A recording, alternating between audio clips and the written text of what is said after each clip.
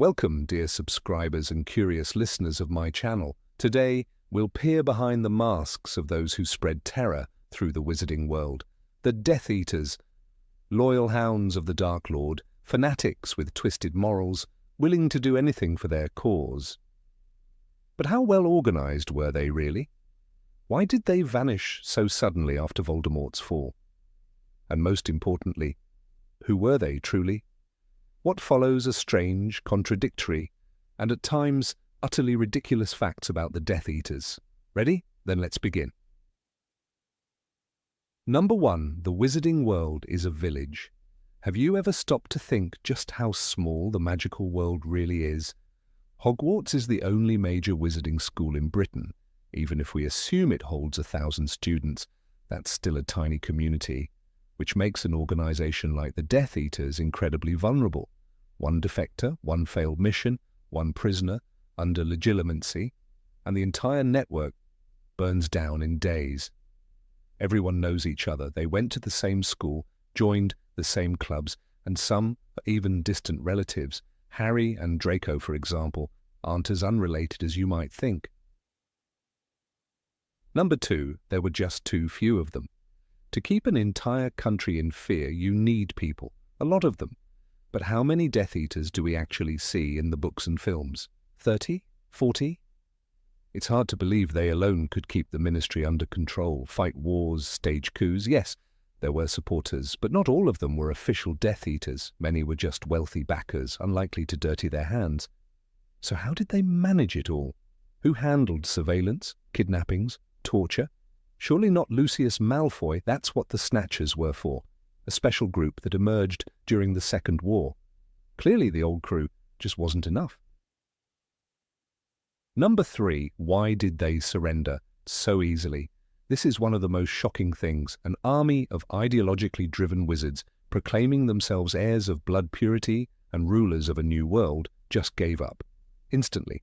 No resistance, no underground, no farewell speeches. How is that possible? What happened to the millions poured into the coup?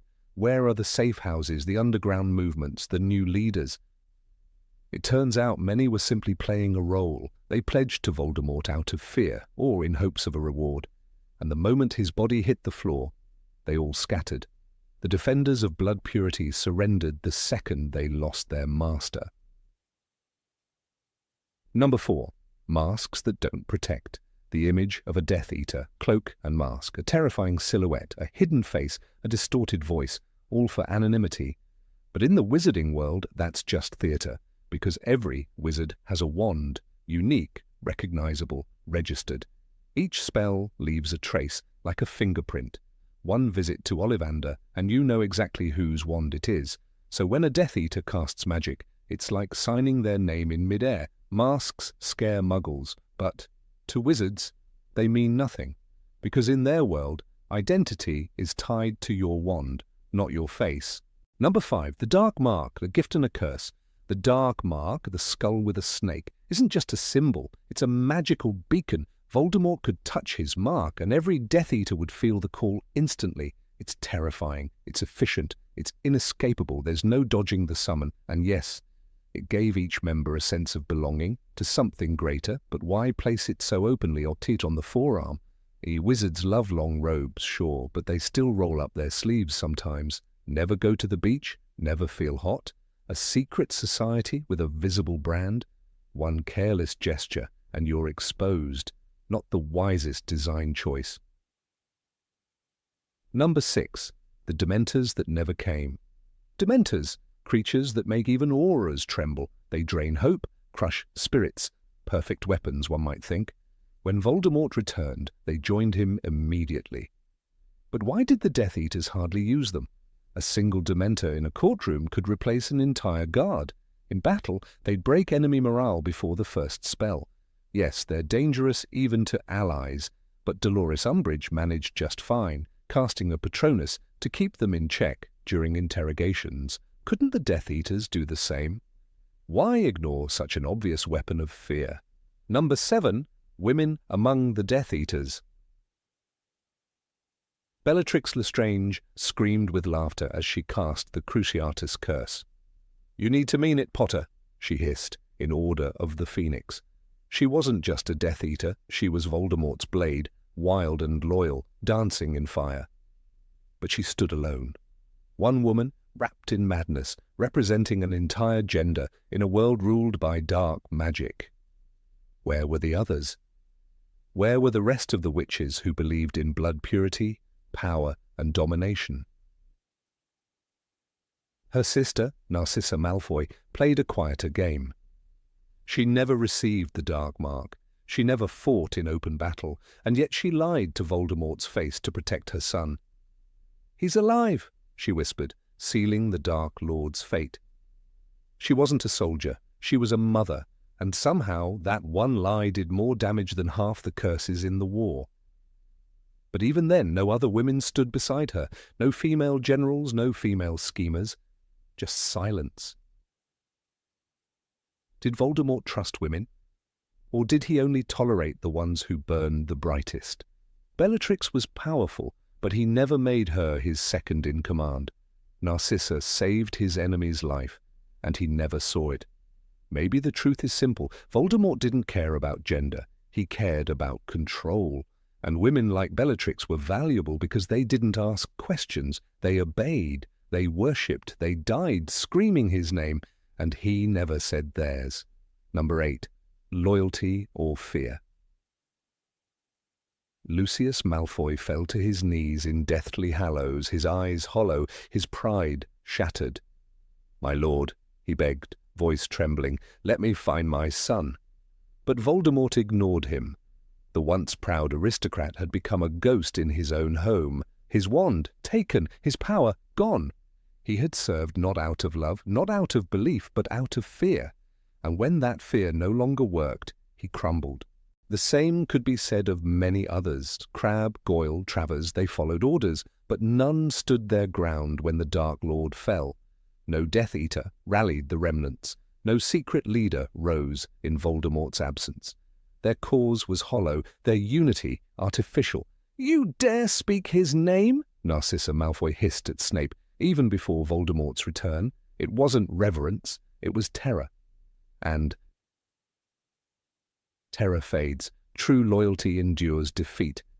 What the Death Eaters had was something else, a performance, a mask worn under duress. When Voldemort vanished the first time, they swore he had tricked them. When he returned, they ran to him again. But when he died for good, silence. No final stand, no martyrdom. Only retreat, because loyalty built on fear dies the moment fear is gone.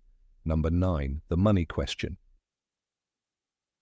Lucius Malfoy owned a manor big enough to hold Voldemort's entire army.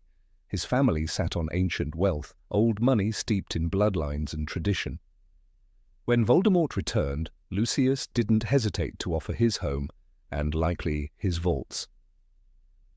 "You have disappointed me, Lucius," the Dark Lord said coldly, but he never refused the man's gold.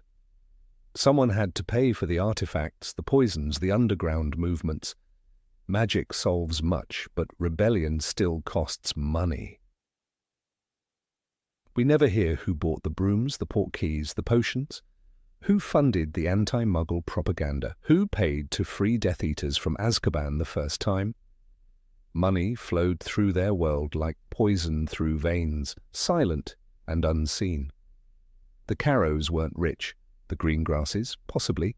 Even Snape, with his threadbare robes, worked for the other side. So who paid for it all? Was there a secret fund, a hidden account at Gringotts no goblin dared to audit? Voldemort didn't care for treasure. He wanted obedience, fear, and immortality. But his followers came from high society. They wore silk, drank fire whiskey aged in oak, and bribed officials behind closed doors. The war wasn't only fought with wands, it was fueled by gold. And yet the books remained silent. No trials traced the galleons, no headlines named the donors. It was a quiet war of coin and shadow, and like all such wars, its true sponsors never saw the battlefield. Number 10. What happened to their families? Draco Malfoy stood frozen on the astronomy tower, wand in hand, heart pounding. "I have to do this," he said, but his voice cracked with fear. He wasn't a killer. He was a boy crushed under the weight of his family's sins. His father had failed the Dark Lord, his mother lived in fear, and Draco had been chosen to pay the price. The Malfoy name, once proud, had become a curse. And yet, no one ever asked how that curse affected the child forced to carry it. Other Death Eaters had families too, children who walked the same halls at Hogwarts bearing names like Knot and Crab. Theodore Knot was quiet, withdrawn, clever. His father sat at Voldemort's table. What did that do to a child's mind? Did he believe in the cause, or did he simply survive it? No teacher asked. No program existed. The Ministry punished the guilty but ignored the seeds of the next war, seeds growing in silence, under shame and shadow. After the war, there were no stories of healing, no trials for redemption, no homes rebuilt with truth.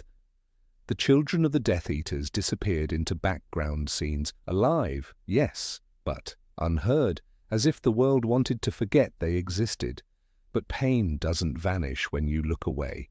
It festers, it waits, it passes on. And maybe the most dangerous thing Voldemort ever left behind wasn't a curse or a Horcrux. It was a generation born in the wreckage of his war. Number 11, their awkward secrecy. Voldemort held court in Malfoy Manor like a king in exile. Around the long table sat Lucius, Bellatrix, Yaxley, and others. "You shall have the honor, Lucius," Voldemort said coldly, taking his wand. But the room itself was a trap. One spell from the outside, one well-placed spy, and his entire inner circle could have been destroyed. No protective enchantment can replace simple common sense. Why gather all your pieces in one place where a single blow could end the game? His obsession with control blinded him. He insisted on appearing in person, even when it meant risking everything. He walked into the Ministry of Magic. He strode through the Forbidden Forest. He entered Hogwarts during battle. "I am in control," he whispered, in the silence before the final duel. But real leaders protect their distance. Voldemort, drunk on power, kept stepping into the fire, thinking he would never burn. The Death Eaters mirrored his arrogance. They shouted their names, left the dark mark in the sky, and marched openly through Diagon Alley. Not spies, not phantoms, soldiers who wanted to be seen. But terror works best when it's unpredictable. Their downfall wasn't weakness, it was pride. They thought no one could touch them, they thought wrong.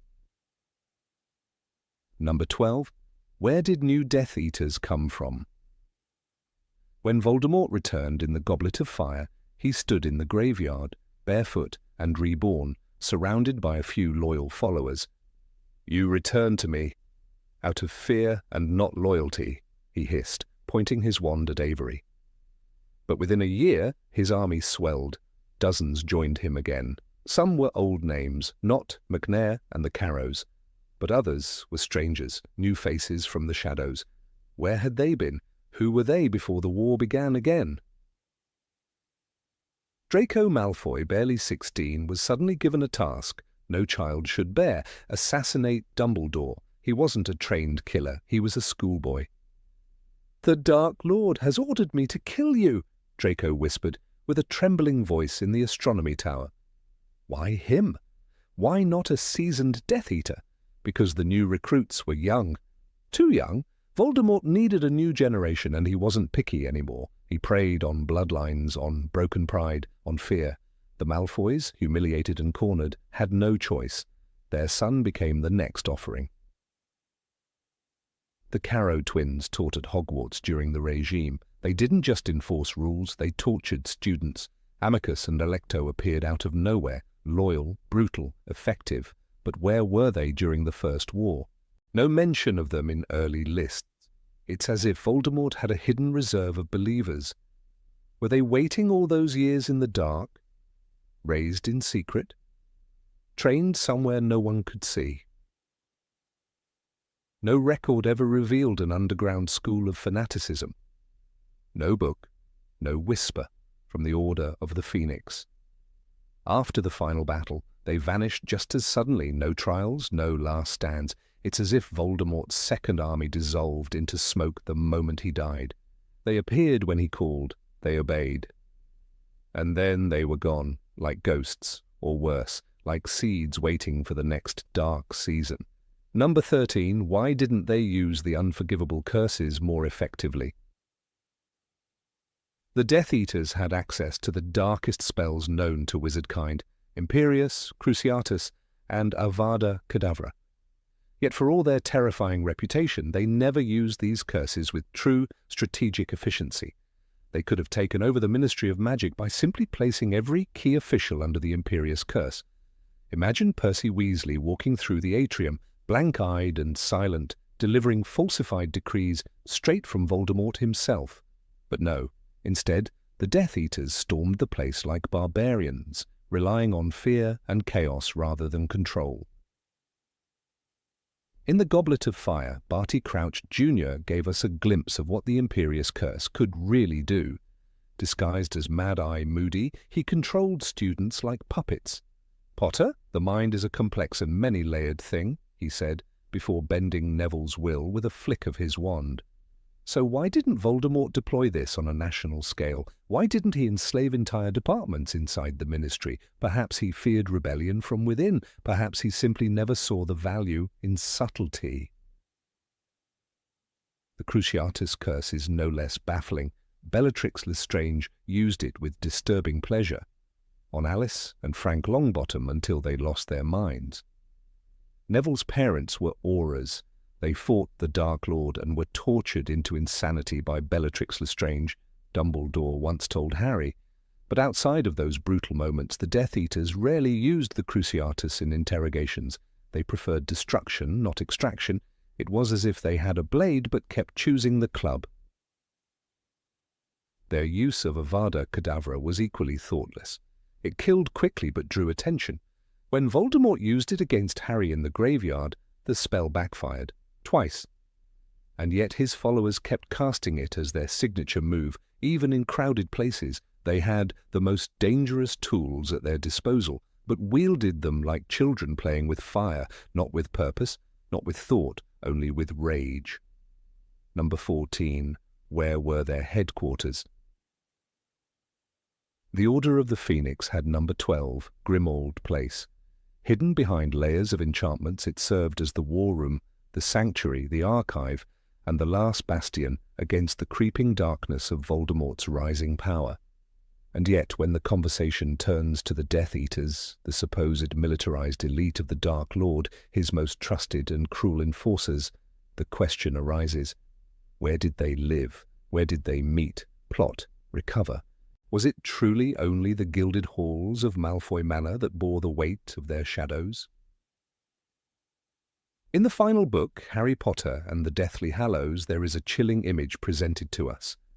The long dinner table in the drawing room of Malfoy Manor, Lucius and Narcissa sitting uneasily under Voldemort's pale gaze, while Nagini slithers across the polished wood, feeding on the suspended body of Charity Burbage.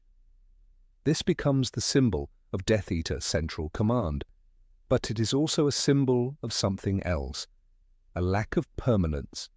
Even Voldemort did not trust the place enough to linger, preferring instead to flit like a spectre from one location to the next. It is a strange thing to consider. How can a wizard with access to the most ancient forms of magic, who split his soul into 7 pieces and defied death itself, not maintain a consistent infrastructure? We are told that the Death Eaters operated in the shadows, but shadows need staging grounds. They need halls to whisper in, vaults to store relics, and sanctuaries to lick their wounds. The Malfoy estate is not enough. Not for an army that terrorized a country, not for a man whose power reached even into the halls of the Ministry of Magic. In truth, J.K. Rowling only explicitly shows us one headquarters, but within the hints scattered across the 7 books in throwaway lines and subtle implications, a different picture begins to form. During the First Wizarding War, Death Eater activity was described as widespread. They were rounding people up, Sirius Black says grimly in Order of the Phoenix. You never knew who was on whose side. That implies mobility, networks, hideouts, not one single drawing room in Wiltshire. Consider the Riddle House. In Goblet of Fire, Voldemort is hiding in the decaying manor of his father's family, a mouldering shell of aristocracy in Little Hangleton. A man called Frank Bryce had returned to work as a gardener and still maintained the house, but Voldemort was there long before he returned to public view. It is a base of sorts, temporary, forgotten by Muggles and protected by obscurity rather than charm. That tells us something about his operational method. He preferred ruins, abandoned buildings, ghosts rather than fortresses. If there were more such places, and there must have been, Rowling did not name them, but the implications are there. One of the more overlooked moments comes during Snape's flight in Half-Blood Prince, when he and Draco escape through the grounds of Hogwarts and vanish. The narration notes that Snape had a place to take him, which raises the obvious question, where? We never hear of a Death Eater refugee in the woods, but someone as calculating as severe as Snape would not have gone into hiding without a plan. It's likely he led Draco to a safe house, perhaps not under the dark mark, but sympathetic to it, perhaps a neutral property, enchanted and warded. There's a secret infrastructure behind every war, and the Death Eaters, for all their dramatic flair, must have had theirs. Then there is Borgin and Burke's. The shop in Nocturne Alley is more than a marketplace for cursed objects. It is a relic vault, a negotiation chamber, a front. Caractacus Burke was a man fascinated by dark artifacts and power. If Voldemort once worked there and returned later, then the place might well have remained a contact point. Not a formal base, but part of a decentralized system of nodes and sympathizers. During the Second Wizarding War, it's conceivable that Nocturne Alley housed more than trinkets. It housed secrets, hidden doors, maybe even portal-linked rooms. Moreover, Gringotts was infiltrated, not through force, but influence. Travers, a Death Eater, is seen escorting Hermione, disguised as Bellatrix, into the bank. "He's with me," she says. That means there were eyes and ears within the most secure vaults in Britain. And if Gringotts, a pillar of goblin neutrality, could be pierced, then other institutions might have been quietly compromised too. Were there chambers beneath the Ministry, accessible only through shadowed passageways? Did Voldemort have allies among the old guard of wizarding families who offered safe houses abroad? There is a throwaway line in Order of the Phoenix that speaks volumes. When Harry meets Mundungus Fletcher, the dodgy Order member who traffics in stolen goods, Sirius quips that dung has been everywhere from Albania to the Americas. Albania, Voldemort's hiding place before his return, is not chosen at random. He was less than spirit, less than the meanest ghost, but he was alive, says Dumbledore in Goblet of Fire. There, in the dark forests of the Balkans, Voldemort remained undetected for a decade. If even a fragment of his soul could inhabit the region without being noticed, what could a loyal follower do with magic and time? It is plausible that Death Eater sympathizers established bases in Eastern Europe. Not lavish estates, but shrines, temples of cruelty.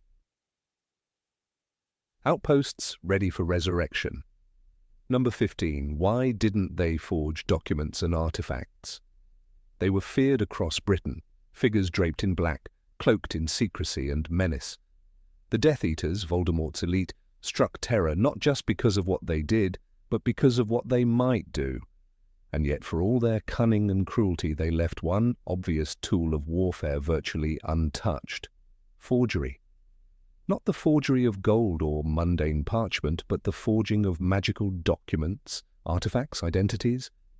They could have infiltrated the Ministry with fabricated orders. They could have created enchanted edicts that dismantled resistance from within, but they did not. Why? The wizarding world thrives on enchantment. Every document, every official token, every decree from the Ministry bears layers of magical security. Yet those layers are penetrable and always have been.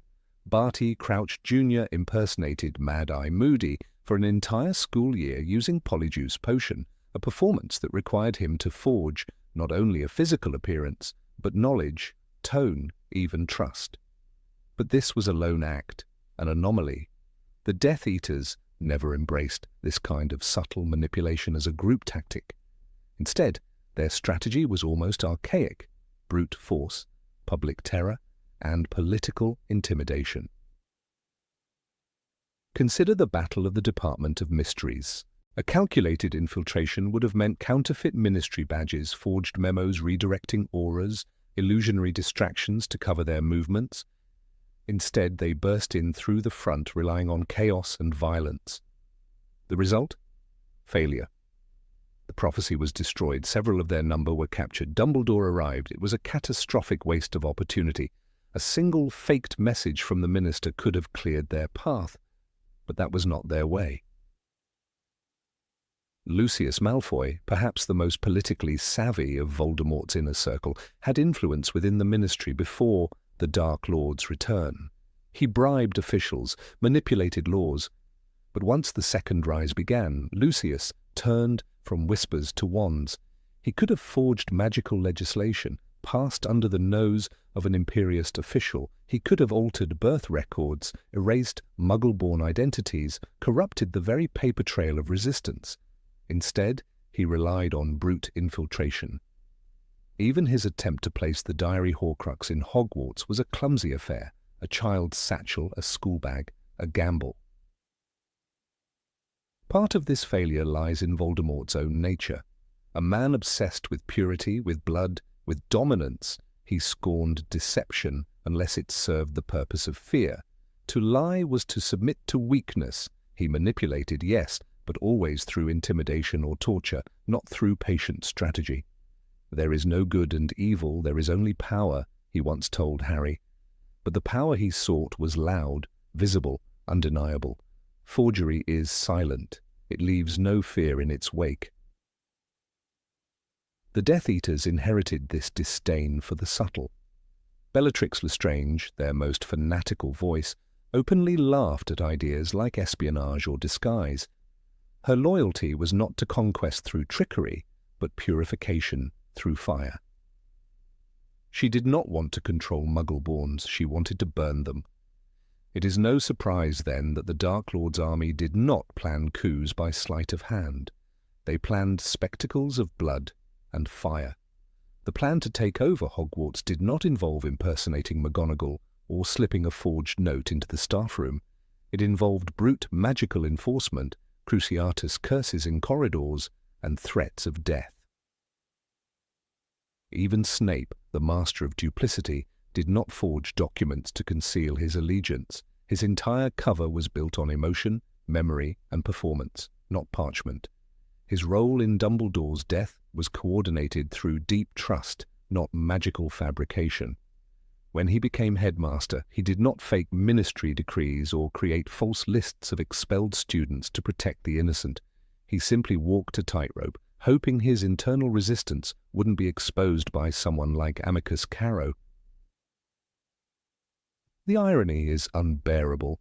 In a world where even a marauder's map can detect every soul within Hogwarts, where enchanted quills can write lies in your own blood, where vanishing cabinets can link continents, the Death Eaters behaved like barbarians with magic wands. They preferred crucifying truth rather than bending it.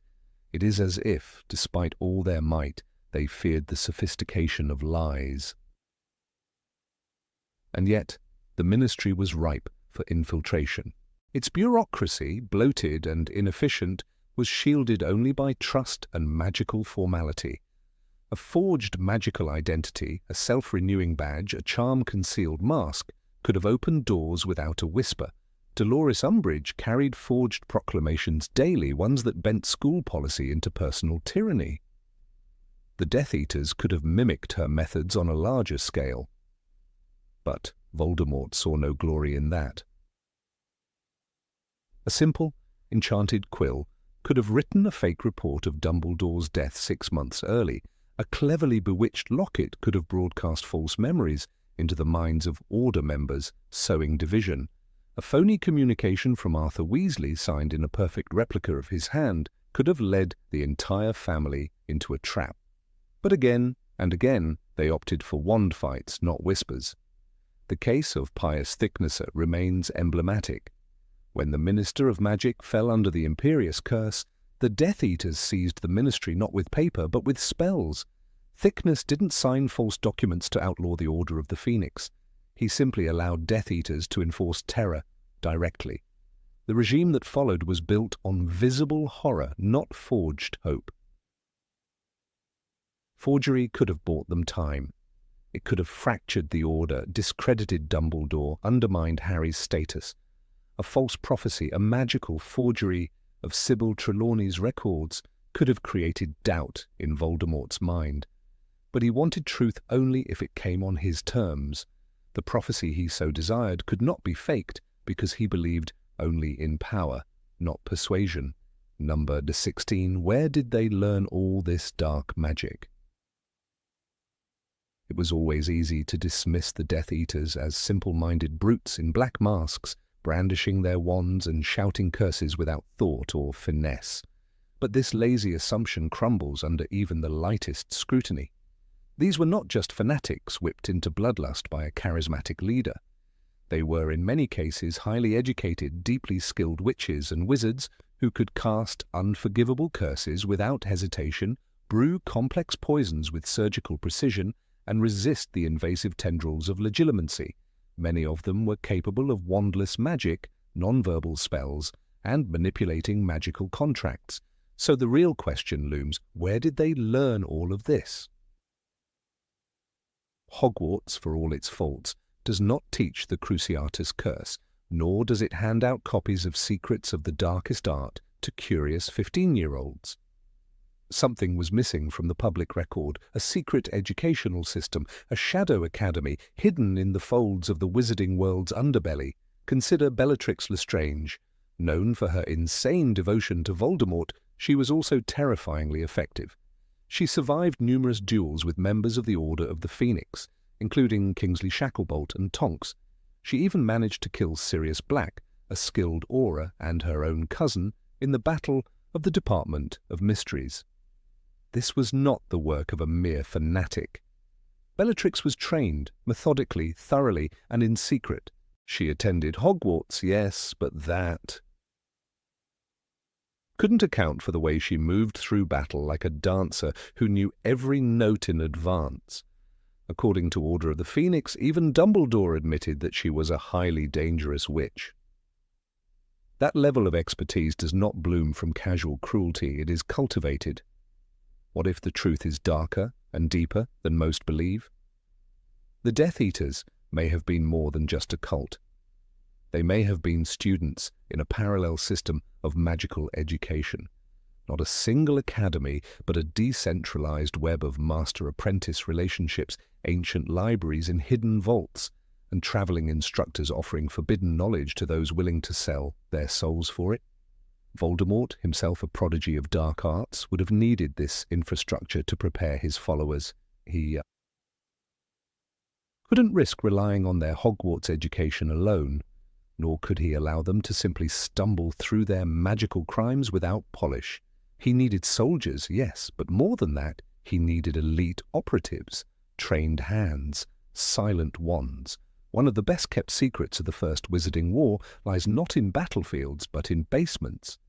Travers, a Death Eater captured during the Second War, was rumoured to have once studied under a Hungarian warlock named Dragan Volerich, known for developing magical interrogation techniques that could bypass Veritaserum. While there's no official record of this mentorship, one look at Travers' ability to evade questioning under ministry capture gives weight to the claim. Aura Gawain Robards, who interrogated him, once commented in a closed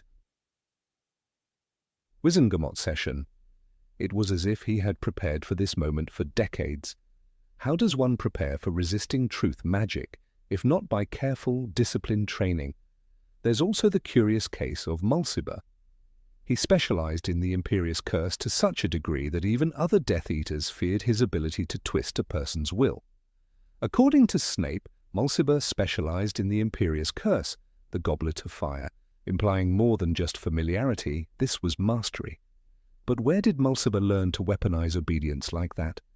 The Imperious Curse is not taught at Hogwarts, and even if he practiced it illegally, he would have needed a large number of test subjects and a secure environment. This suggests a training facility, perhaps a hidden house, a cellar, a castle in the north, where young Death Eaters honed their craft away from prying eyes. The name Corvus Burke appears repeatedly in the whispers of the underground magical world. A member of the infamous Borgin and Burke's lineage, Corvus is believed to have hosted lessons in Nocturne Alley for a select group of dark practitioners. These weren't just lectures, they were immersive experiences with live test subjects, confiscated magical artifacts, and allegedly cursed books written in blood. Burke's association with Voldemort dates back to when Tom Riddle worked at the shop, and it is entirely plausible that Burke provided not only items, but knowledge to the rising Dark Lord's inner circle. Then there's the matter of the Black Family Library. While Grimmauld Place became the Order's headquarters during the Second War, its walls once echoed with the incantations of forbidden magic. Bellatrix and Narcissa grew up within that house, and it is known that Sirius too had access to it as a child. The library included tomes on blood magic, necromancy, and ritual curses, knowledge carefully protected and passed down through generations. When Sirius remarked in Order of the Phoenix, "Most of the books in this house are pure dark magic," he wasn't exaggerating. That library may have been a small but vital node in the web of Death Eater education. There is also the eerie tale of the Hollow Hearth, a now abandoned manor hidden in the Scottish Highlands. For years, locals told stories of strange lights in the windows and screaming that echoed across the moors. Rumours whispered that the place was a training ground for young recruits, run by a witch named Inora Vance, a blood purist and former Ravenclaw who vanished after Voldemort's first fall. Though no evidence was ever found, the number of confirmed Death Eaters with ties to northern Scotland is suspiciously high. A few names stand out: Rookwood, Jugson, even Dolohov had family property nearby. Coincidence seems unlikely. Number 17, what happened to them after the war? After the Battle of Hogwarts, the walls of the great castle still smouldered with the breath of war. The names of the fallen echoed in mourning, the victors honoured, and Voldemort reduced to ash. Yet beneath this triumph, beneath the rubble and banners of peace, lingered a question no one dared ask aloud. What became of the Death Eaters who lived? Not those who perished in the Great Hall or were captured by auras in the heat of battle, but the others, the silent ones, the ones who vanished like mist. When the dust settled, the Ministry, reshaped under Kingsley Shacklebolt's steady hand, issued statements of justice and renewal. But the purges never came. No sweeping trials broadcast by magical media, no lines of shackled wizards paraded through Diagon Alley. The world was eager to forget. It had suffered too long, and now it simply wanted to heal. Yet in that desire to move on, it left open the door for shadows to linger. Some, like Lucius Malfoy, had the fortune of wealth and the benefit of surrender. He turned his back on the cause at the 11th hour, his wand trembling, his eyes hollow with fear. Narcissa's lie to Voldemort, her declaration that Harry Potter was dead, was the final betrayal. Their families survived, but they became ghosts of their former status. Draco walked through Hogwarts with lowered eyes, and the mansion at Wiltshire never hosted grand balls again. Yet the Malfoys, for all their crimes, never saw the inside of a cell. Others were not so fortunate. Antonin Dolohov was captured and imprisoned for the second time. The scars of Azkaban had not faded from his skin when he was brought in again, this time not for opposing the Ministry, but for his role in the murders of countless Muggleborns and the death of Remus Lupin. He never spoke in court, never pleaded, never wept. His silence was his final loyalty. But what of the nameless? The Death Eaters, whose faces never adorned, wanted posters, who fought in masks, who escaped when the tide turned. There were dozens whose identities remained unknown even to the Order. In the chaos of war, some disapparated from the battlefield and were never seen again. Perhaps they returned to forgotten towns, to magical enclaves where whispers of the Dark Lord still lived. In back rooms and behind closed shutters, one such name that slipped into legend was Thorfinn Roll. Brutal, unpredictable, and fiercely loyal to Voldemort, Roll was last seen in the Department of Mysteries during the attack on Harry and his friends. He escaped from Azkaban during the first mass breakout, fought in multiple battles, and disappeared after the fall of the Dark Lord. His body was never found. His wand allegedly turned up years later in Knockturn Alley, sold under the counter by a shifty relics dealer, but the wand did not yield any clues, the last spells cast were non-lethal, and the core had grown dormant. And then there was Alecto Carrow. The sister of Amicus, she ruled Hogwarts with a cruel smile and a hunger for pain. Her lessons were torture, her punishments savage. After the battle, Amicus was caught, but Alecto evaded capture. Some said she fled north, toward the wilds of Scotland. Others whispered of sightings in Bulgaria, where dark magic still held sway in the outer villages. Her name never appeared on any official list of fugitives. Whether through magical disguise, altered memories, or sheer luck, she vanished. The new ministry, eager to avoid the mistakes of the past, leaned toward reintegration rather than vengeance. It feared the rise of martyrdom, the possibility that harsh sentences would inspire new extremism. Kingsley believed in redemption, in giving people a chance to prove change. But in doing so, many simply slipped through the cracks. The old guard was never truly dismantled. It was buried under layers of forgiveness. There are tales, unproven, always unproven, of Death Eaters finding refuge in far-off lands. Albania, once Voldemort's own place of exile, is said to harbour remnants of his followers. A cabin deep in the Carpathians bears signs of dark enchantments long after the war's end. A book, once belonging to Mulciber, turned up in a Romanian collector's archive, pages burned, margins scribbled with notes in a cryptic hand. The spells were brutal, forbidden, and some bore his mark. The real tragedy was not that some Death Eaters escaped, but that no one came looking for them.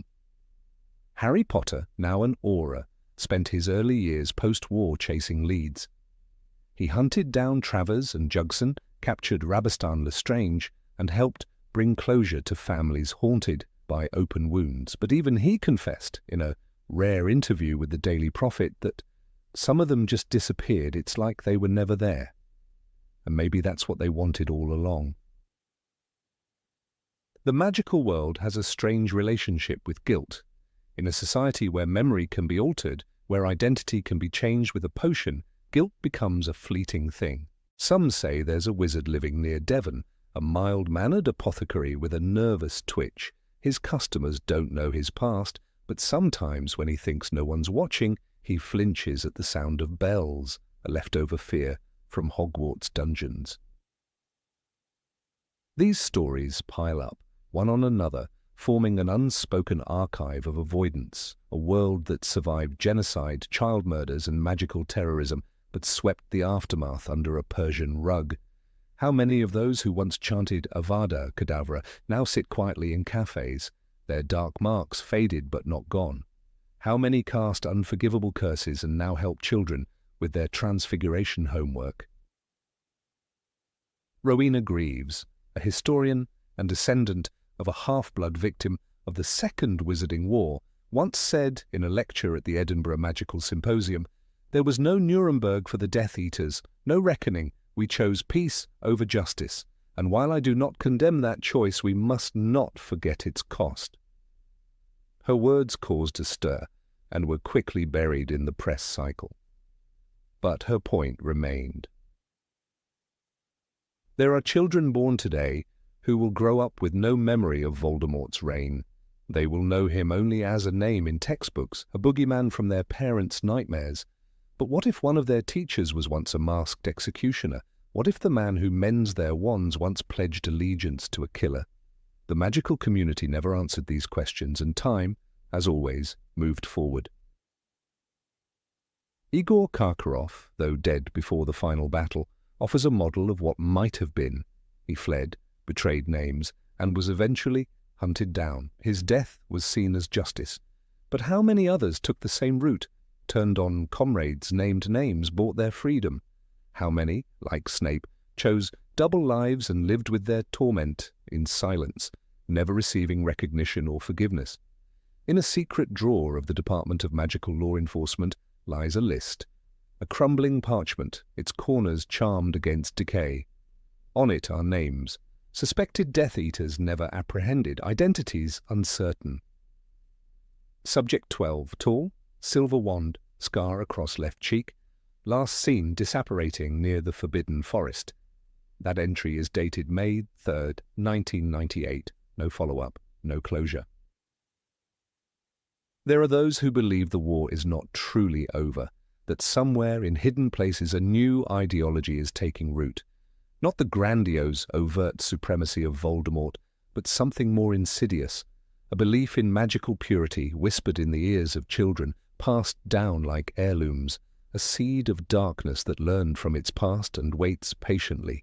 The prophet does not print stories about this. The wizarding world prefers victory tales, statues in the ministry, awards for valor, annual remembrance balls, but for every light we shine, there is a shadow behind it. In Nocturne Alley, the Black Library still opens on Thursdays. The restricted section sells books once owned by Death Eaters, their curses weakened but not broken. Neville Longbottom, now headmaster of Hogwarts, keeps a watchful eye on the signs. He once told a group of 7th years, "Evil doesn't die, it hides. You don't defeat it by forgetting it existed." His voice was not angry, but heavy, as if he carried something no spell could lighten. Students nodded politely, but some whispered afterward that he still wakes from nightmares. And somewhere, perhaps on the Isle of Skye or in the misty woods of the north, a man walks with a limp and a burned arm. He carries no wand, speaks little, and avoids towns, but his left forearm bears the faint trace of a mark, once black, now faded grey. He never speaks of the war, but when he lights his fire at night he stares into it for hours, as if waiting for a sign, or perhaps remembering a scream. Number 18. Why didn't they take over Hogwarts earlier? While the world watched Voldemort rise with dread and horror, a silent question lingered among those who tried to understand his strategy. Why didn't he seize Hogwarts sooner? The school was not just a castle nestled in the Scottish Highlands. It was a fortress of ancient magic, a reservoir of future wizards, and a place fiercely guarded by tradition and protection spells no other location possessed. Voldemort, obsessed with power, blood purity, and control, had every reason to make Hogwarts his crown jewel, and yet it remained untouched until the final act of the war, a delay that, in hindsight, proved fatal. To understand the hesitation, one must look past the grandeur of war and into the corridors of calculated cruelty that Voldemort loved to walk. Hogwarts was not a building to him, it was a symbol.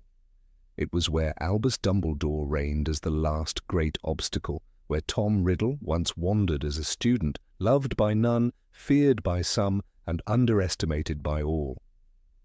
Dumbledore had seen through the facade even then. That left a bitter taste in Voldemort's mouth, one that made him seek not just victory, but poetic vengeance. "There is nothing worse than death, Dumbledore," Voldemort once hissed.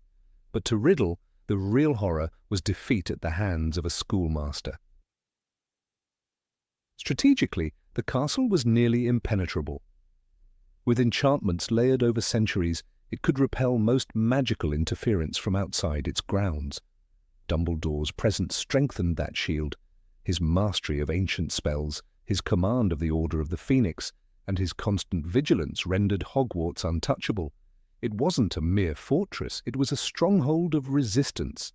To strike it too early would risk failure, and Voldemort had learned, especially after his defeat in the First Wizarding War, that failure weakened more than pride. It dissolved fear, and fear was the mortar that held the Death Eaters together. Snape's insertion into Hogwarts was not a sign of weakness but a strategic infiltration. Trusted by Dumbledore, Snape served both as a watchman and a trap. He monitored Draco Malfoy's dangerous mission to kill Dumbledore, an act Voldemort never expected the boy to complete. It was a test and a punishment, aimed more at Lucius Malfoy's failure at the Department of Mysteries than at Draco's success. Voldemort did not want the headmaster dead too soon. He needed the school leaderless, broken from within, not overthrown from without. A slow infection, not a sudden siege. That is why, when Death Eaters finally entered the school in Half-Blood Prince, it was not an invasion, but an assassination attempt. Draco's task, as Bellatrix Lestrange called it, was symbolic and personal, not tactical. And even then it took the assistance of the Vanishing Cabinets, ancient magical artifacts buried in obscurity, to bypass the protections. The fact that such a backdoor was necessary at all speaks volumes about the protective power of Hogwarts. A frontal assault was never an option while Dumbledore lived. One of the most overlooked details lies in the reaction of the Carrows, Alecto and Amicus when they were later placed in Hogwarts. These two cruel Death Eaters were not generals. They were torturers, sadists tasked with breaking the spirits of children. That was their purpose, not military leadership. This was not an occupation designed to win hearts and minds. It was meant to sow terror, rewrite values, and make Hogwarts rot from within. If Voldemort had acted earlier, he might have achieved more through indoctrination. But instead he allowed time to work against him. Consider this. Had the Death Eaters taken the school during the early days of the Second Wizarding War, they could have altered the curriculum.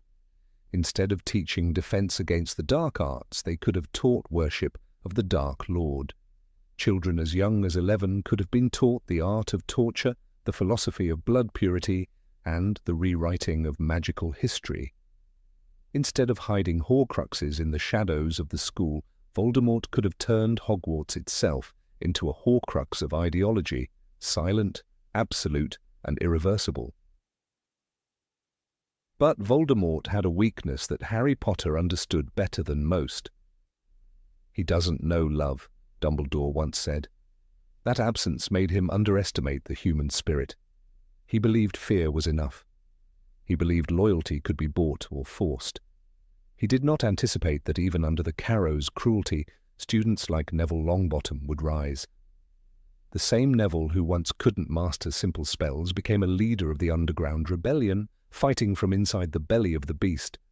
Hogwarts, even corrupted, found ways to resist. The Room of Requirement, long hidden even from the headmasters, became the heart of this resistance. A place that transformed based on need, it became a sanctuary for students who would not bow. "We're his army," Neville said, referring to Dumbledore's army reborn under siege. It is telling that in Voldemort's absence, children recreated the spirit of resistance with nothing but memory and courage. That was the core miscalculation. Hogwarts was not just stones and spells, it was people, and people, even children, could be dangerous when cornered. The longer Voldemort waited, the more deeply Hogwarts was etched into the moral backbone of the wizarding world. For generations, witches and wizards had seen it as a place of growth, not indoctrination. When it finally fell under the Dark Lord's shadow, the change was too sudden, too brutal. It shocked even those who feared him. If he had corrupted it gradually, he might have succeeded. But the final year assault felt like a violation, a mockery of everything the wizarding world still held dear. From the very beginning, Hogwarts was Dumbledore's domain. And Voldemort knew that to attack it while the headmaster stood would be suicide. Dumbledore was not just powerful, he was beloved. His death marked the first opportunity to move in, and yet Voldemort waited still. It was only after he believed his rule was secure, the ministry infiltrated, and the order scattered that he dared extend his influence into the school. He was not a conqueror of strongholds. He was a parasite waiting for the body to weaken before consuming it. There's also a symbolic truth. Voldemort feared the past. Hogwarts was his past, one filled with rejection, loneliness, and exposure. Even as he grew more powerful, the memory of being Tom Riddle, the orphan, the unwanted boy who walked the corridors unseen, haunted him. Perhaps that's why he chose to place a Horcrux in the Room of Requirement, hidden not just physically, but emotionally. He buried a piece of his soul in the same place that had once rejected him. That irony was not lost on fate. The final battle, the culmination of years of build-up, was never meant to be a military campaign. It was meant to be a reckoning. By the time Voldemort took Hogwarts, his followers were divided, his rule questioned, and the school had already birthed a new generation of enemies. He walked into a place that had defied him, even in darkness, and that is why, despite superior numbers and fear, he lost. Because Hogwarts was never his to claim. It had rejected him once, and it rejected him again, this time with wands raised and hearts aflame. There is something deeply revealing in the way Voldemort treated education. While Dumbledore saw it as empowerment, Voldemort saw it as control, but control cannot inspire loyalty, only obedience, and obedience falters in chaos. When the Battle of Hogwarts began, Death Eaters expected fear. What they encountered was defiance. Professor McGonagall, a woman known for stern discipline, summoned the castle's suits of armor with a voice of thunder. "Do your duty to our school," she cried, and the very walls seemed to answer. Voldemort had underestimated the spirit of the place once again. It is telling that during his brief control of Hogwarts, Voldemort never once taught there. He never addressed the students. He never stood before them as a leader. He ruled through proxies, Snape, the Carrows, fear. Because deep inside, he knew he could never win their loyalty. He could only enforce silence. And silence in Hogwarts was always broken by the first whispered spell of rebellion. No matter how many banners he raised, no matter how many detentions he ordered, he could never make Hogwarts his. The occupation of the school also split the Death Eaters. Lucius Malfoy, once eager, was humiliated. Bellatrix, though fanatical, grew increasingly erratic. Only Snape maintained control, and even he worked against the cause. His tenure as headmaster, far from a symbol of Death Eater power, was a last effort to contain the destruction. He protected students in secret, faked punishments, and delayed executions. His heart, always anchored to Lily Potter's memory, beat against the very ideology he was ordered to uphold. Even inside Hogwarts, Voldemort's vision fractured. The books never reveal a single strategic discussion among the Death Eaters regarding Hogwarts during the early stages of war. They focus on the ministry, on magical law, on recruitment. That silence is revealing. It suggests not strategy, but avoidance. Voldemort's silence about Hogwarts in the beginning was not oversight. It was fear disguised as delay. Because to conquer Hogwarts too early meant exposing himself too soon, and the longer he waited, the stronger the resistance grew. What remains most tragic is the potential. Had Voldemort taken Hogwarts years earlier, he might have erased Dumbledore's legacy altogether. He could have removed Harry from the equation, turned Ron and Hermione into enemies or corpses, and rewritten history with himself as the guiding star of magical youth. But his obsession with theatricality, with grand finales and symbolic deaths, delayed his hand. He played a long game with short patience, and it cost him everything. In the end, Hogwarts stood not because it was invulnerable, but because it was underestimated. Voldemort believed power meant control, but the true power of Hogwarts came from those who walked its halls, not in fear, but in love, memory, defiance. The same castle that once offered Tom Riddle a home became his undoing, not with brute force, but with courage whispered between classmates, graffiti carved in stone, and spells taught in secret corners.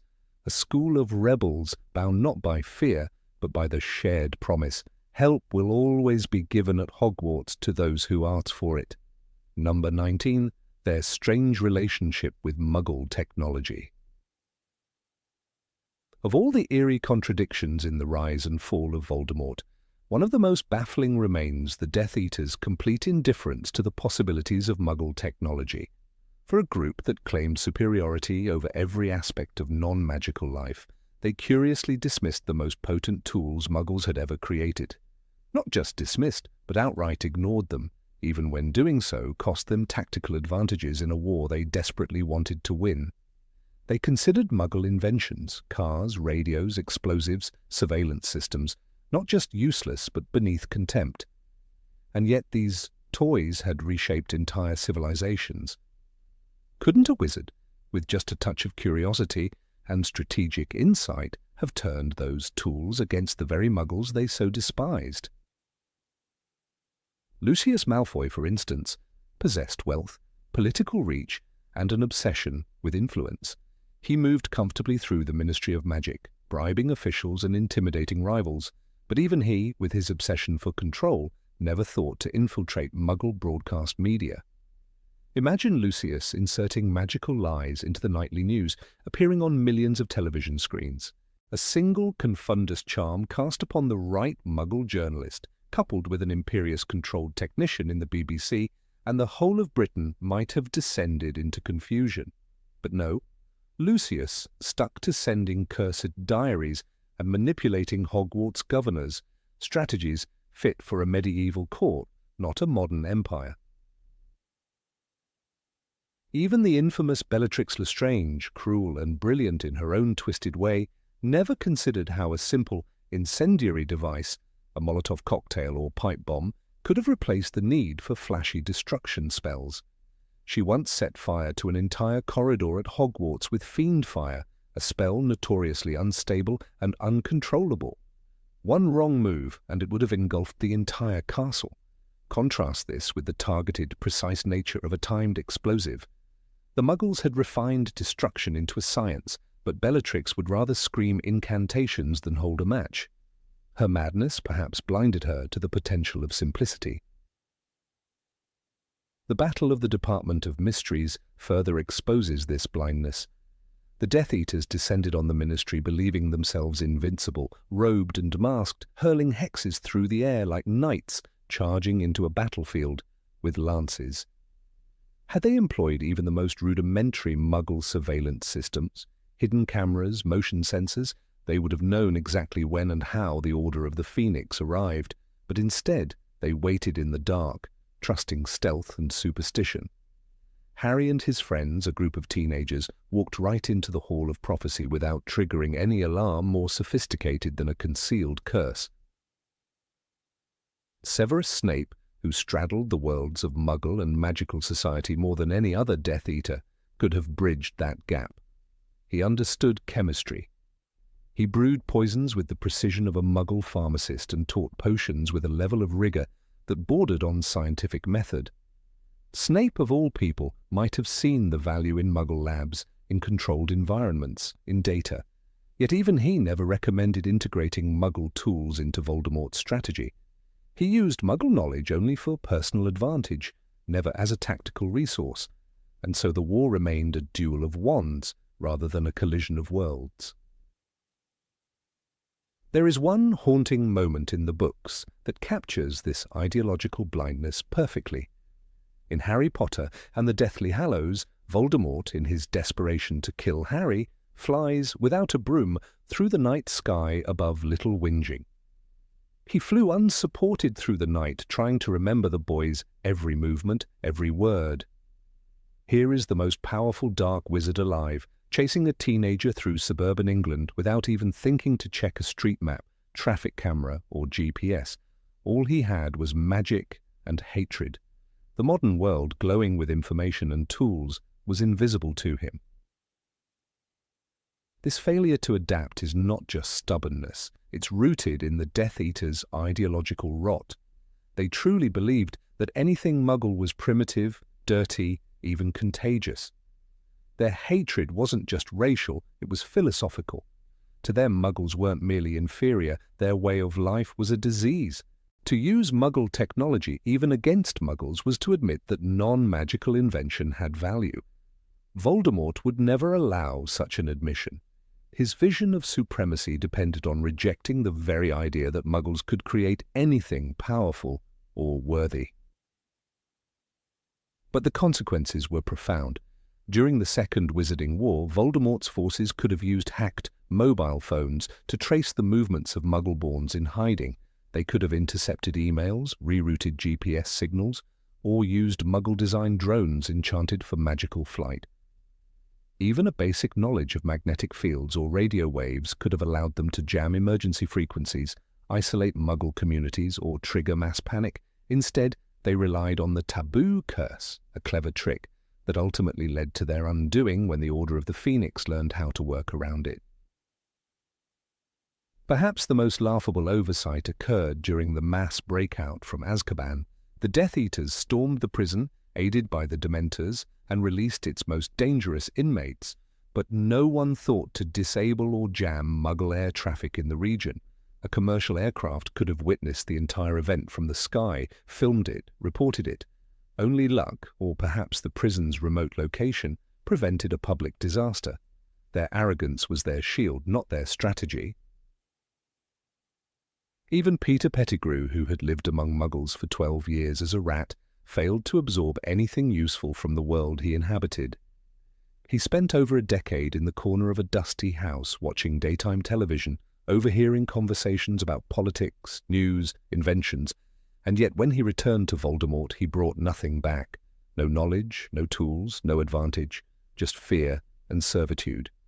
His time in the Muggle world was a wasted opportunity, a silent testimony to how deeply the Death Eaters' contempt ran. The irony deepens when one recalls the Forbidden Forest and its dangerous magical creatures. Voldemort had no qualms about bending monsters to his will. He trusted werewolves, giants, even the inferi animated corpses to serve his cause. But he never thought to use a car bomb, a virus, or a Muggle-designed nerve agent. Creatures of nightmare were acceptable. Silicon chips and steel wires were not. He could tame Nagini but not touch a radio. In stark contrast, Arthur Weasley, a Ministry employee with no dark ambitions, devoted his life to studying Muggle artifacts. He understood plugs, batteries, even attempted to fly a Ford Anglia. While his enchantments often went awry, his curiosity signaled something vital, an openness to possibility. Arthur may have been mocked by his peers, but he stood at the threshold of a magical evolution the Death Eaters refused to cross. Their refusal wasn't just arrogance, it was fear disguised as superiority. Voldemort's failure to grasp this reality reached its peak during the infiltration of Hogwarts in The Half-Blood Prince. Draco Malfoy used an ancient cabinet, the Vanishing Cabinet, to create a portal for Death Eaters. It took months, complex spellwork, and a nearly fatal poisoning of Katie Bell to open a path that could have been achieved far more easily with Muggle tools. A single wiretap or disguised camera inside Hogwarts would have revealed the truth about Dumbledore's weaknesses, the students' resistance, or the Order's plans. Instead, the Death Eaters operated in the dark, guided only by rumor, prophecy, and instinct. The final battle, too, felt more like an ancient siege than a modern war. The assault on Hogwarts was loud, magical, chaotic, and utterly devoid of technological sophistication. No jamming of signals, no power cuts, no hijacking of security cameras. The battle raged on ancient grounds with flaming arrows and crumbling stone. The Death Eaters, who boasted of purity and power, fought like ghosts from a forgotten age. They might have ruled the world if only they'd been willing to understand it. Their ignorance wasn't accidental. It was cultivated, almost ritualistic. To be a Death Eater meant rejecting all things Muggle, even those that worked. The wand was sacred, the transistor was profane. But as Hermione Granger, born of dentists and logic, showed time and again, knowledge is not impurity, it is power. Her use of undetectable extension charms, her packing spells, even her enchanted bag, all demonstrated a strategic mind that understood both the magical and the mundane. She outmatched her enemies not just with spells, but with understanding. If Voldemort had listened to someone like her, if he had even tried to comprehend how Muggles fought wars, spread information or tracked enemies, his reign might have lasted longer, but his hubris blinded him. "There is no good and evil," he once said. "There is only power, and those too weak to seek it." Ironically, it was his definition of power that doomed him. He could not see beyond the wand, and so the wizard who divided his soul, who conquered death itself, who spoke to serpents and flew through the night, fell to a boy with a mother's love and a borrowed wand. Magic alone had never been enough. The world had moved on, the Death Eaters hadn't. And in that fatal gap between what they believed and what they refused to understand, their empire of shadows collapsed. Number 20. Their selective memory. There was something almost comical in the way the Death Eaters, cloaked in their menace and cruelty, marched through the wizarding world with a stunning disregard for the tools and knowledge available to their enemies. Their power was terrifying, yes, but their memory, their foresight, and their grasp of reality often seemed laughably absent. It was as if, in their thirst for dominance, they collectively forgot that they were part of a magical society teeming with enchanted artifacts, revealing spells and objects of extraordinary perception. Again and again they left behind breadcrumbs that even a third-year student could follow, and follow them the students did. No example embodies this peculiar forgetfulness more than the storage of the Horcruxes, these vessels of Voldemort's fragmented soul, these critical keystones of his immortality. Tom Riddle, who prided himself on his intellectual superiority at Hogwarts, managed to scatter his Horcruxes in ways that defied logic.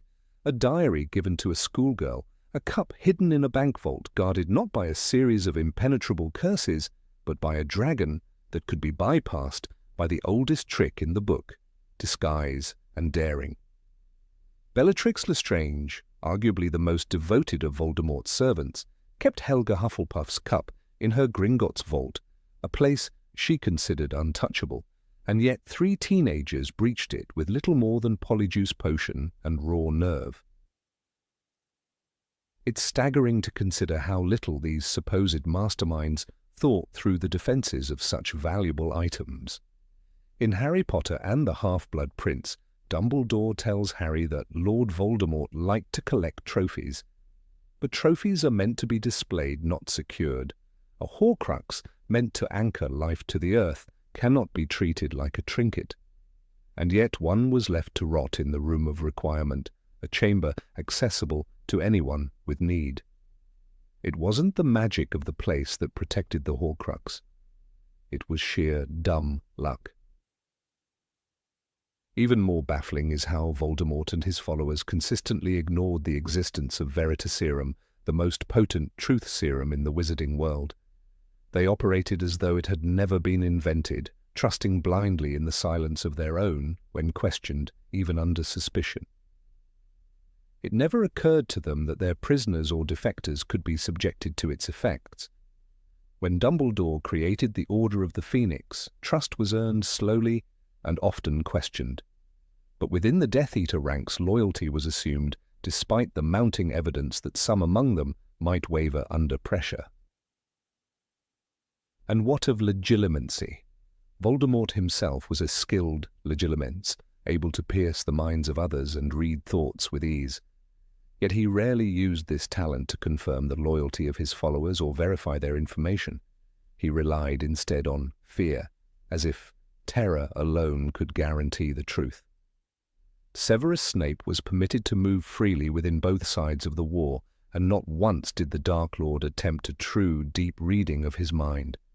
Perhaps he feared what he might find, or perhaps he believed himself too clever to be deceived, but belief is not a substitute for vigilance. One could almost imagine a magical department within the Death Eater hierarchy, if it existed, called the Department of Willful Ignorance. Its function would be to deliberately forget the tools of magical detection, like the Marauder's map. This enchanted parchment created by schoolboys revealed the location of every person in Hogwarts in real time, Yet it was left completely unknown to the Death Eaters, even as they tried to invade the school and hunt Harry down. Fred and George Weasley used it. Harry used it. Even Moody, or rather Barty Crouch Jr., knew of its powers, but the Death Eaters, oblivious. The map alone could have exposed the presence of intruders, betrayers, and unguarded corridors. But Voldemort's forces didn't bother. They believed brute force was enough. That's what makes their downfall so poetic. They were fighting a war of ideology with fists and wandfire, while the Order, the students, and even the portraits on the walls were outthinking them at every turn. Harry's escape from under their noses wasn't just bravery, it was a triumph of planning, something Voldemort's side sorely lacked. And then there were the mirrors. Sirius Black gave Harry a mirror shard to communicate in case of emergency, a mirror connected to its twin. This twin was never destroyed, merely lost. Had the Death Eaters understood the existence of such magical tools, they might have intercepted messages, tracked movements, or even watched the very people they were hunting. But magical surveillance, though possible, was too subtle a strategy for them. They preferred to rely on brute strength and intimidation, never thinking that their enemies might use enchanted eyes to watch them from a distance. Even their misuse of memory-related magic is telling. Obliviation was a powerful tool, capable of erasing memories completely, yet they rarely employed it with care or precision. Bertha Jorkins had critical knowledge locked within her mind, knowledge that could have exposed secrets about Barty Crouch Jr. and Voldemort's plans. But she was left unguarded, wandering alone, until she vanished. Her memory was broken open too late, after her death. A resource wasted, a loose end burned away instead of tied up. More than once, their arrogance led them to underestimate the magical tools around them. They knew of the pensive, but never used it to reconstruct the past, to review memories of their own operations. They assumed the strength of fear would keep secrets buried, and that assumption cost them dearly, because memory, when used properly, is a weapon. But the Death Eaters used only wand and curse, never thought and caution. Dolohov, a brutal but talented duelist, never planned his attacks with the aid of magical surveillance or scrying devices. He ambushed, he destroyed, but he never watched. The magical world offered items like the faux glass, sneakoscopes, and even howlers for communication and detection. But the Death Eaters seemed to think these things were beneath them. Like dark aristocrats, they believed their legacy and blood status gave them superiority. That belief was their downfall. The tragic irony is that even the Muggleborns they despised so deeply used magical tools more effectively. Hermione Granger, born to non-magical parents, wielded time-turners, enchanted purses, and clever curses like the Protean charm to connect Dumbledore's army. These weren't just trinkets, they were battlefield innovations. In contrast, the Death Eaters left their crucial documents, like the prophecy record, unguarded save for some spells and clerks at the Department of Mysteries. A determined group of students retrieved it without much resistance, though it was ultimately shattered. Why wasn't it hidden in the sea, buried under mountains, or placed beyond reach? Perhaps the most damning example of all was the way they stored the locket Horcrux. Voldemort placed it in a seaside cave, accessible by boat and protected by inferi, undead corpses. He thought this clever, but he left behind clues. He didn't think to make the locket unbreakable. He didn't account for a house elf-like creature who could bypass the magic. A creature Voldemort would never have thought twice about. That oversight says everything. The Death Eaters were so consumed with the grandeur of evil that they ignored the mechanics of evil. Evil requires planning. It requires attention to detail. The Order had spies, passwords, and rotating safe houses. The Death Eaters had threats and torture. Even Fenrir Greyback, feared as a savage werewolf, was treated more like a weapon than a soldier. No training, no planning, just violence. So when Harry, Ron, and Hermione broke into Gringotts, it wasn't just a moment of courage, it was an indictment of Voldemort's strategic blindness. Bellatrix, so convinced of her own superiority, never imagined anyone would dare steal from her. She certainly never checked on her vault. Not once. Because arrogance isn't a security system. It's a liability. The final battle at Hogwarts was fought not just with spells, but with tactics. The defenders used the Room of Requirement to house the wounded. They used Gamp's law of elemental transfiguration to provide food and water. The castle itself responded to protect them. Magic was on their side, not because it was stronger, but because it was smarter. The Death Eaters never learned to listen to the castle. They never studied its secrets. One must also consider that for all his cruelty, Voldemort was strangely careless with people. He mocked love and underestimated loyalty. He couldn't fathom why Narcissa Malfoy would lie for Harry during the Battle of Hogwarts. He never anticipated that Draco would hesitate. The only language he spoke was fear, and when fear faltered, he was lost. He forgot that humans are not machines, that even his most loyal could betray him if their hearts demanded it. And so, the legacy of the Death Eaters is one not just of evil, but of forgetfulness. They forgot to protect their secrets. They forgot to prepare for betrayal. They forgot to learn from their mistakes. They forgot that even children, when united by courage and love, can dismantle empires. And most tragically of all, they forgot that magic is not simply a weapon. It is a mind that remembers everything, even what they wished to forget. Number 21. Why didn't they use other countries? Of all the mysteries surrounding the Second Wizarding War, one of the strangest is this. The Death Eaters, though powerful, terrifying, and deeply committed to Lord Voldemort's ideology, never looked beyond the borders of Britain. The magical world is vast, from the towering chateau of Beauxbatons in France to the frozen, rune-covered halls of Durmstrang in northern Europe. The reach of magic knows no nation. Yet Voldemort's followers fought their war in a cage of their own making, never seeking foreign allies, never reaching out to like-minded wizards beyond the misty moors of their own country. Voldemort was feared even outside Britain, of that there is no doubt. Igor Karkaroff, once a Death Eater himself, fled in terror rather than risk Voldemort's return. "He's back, and I'm not staying to see it," Karkaroff muttered before he vanished into the snows of the north. This shows that Voldemort's name echoed through international wizarding circles. But if his name travelled, why didn't his ideology? The ideology, after all, was universal in its prejudice. Blood purity is not a uniquely British obsession. Even Beauxbatons, with its refined airs, holds unspoken social hierarchies rooted in lineage. And Durmstrang teaches the dark arts, not merely defence. Victor Crumb, though noble-hearted, was trained in a school that did not shy away from the temptations of power. These schools, these regions, were ripe for infiltration. But Voldemort never knocked on their doors. Instead, he chose isolation. He holed himself up in Little Hangleton, a graveyard in the rain, surrounded by a group of followers whose numbers, even at their peak, never rivaled those of Dumbledore's order. The Death Eaters were loyal, yes, but they were few. Bellatrix Lestrange, obsessed with Voldemort to the point of fanaticism, was never a strategist. Lucius Malfoy was too proud, too invested in his family's position in British society.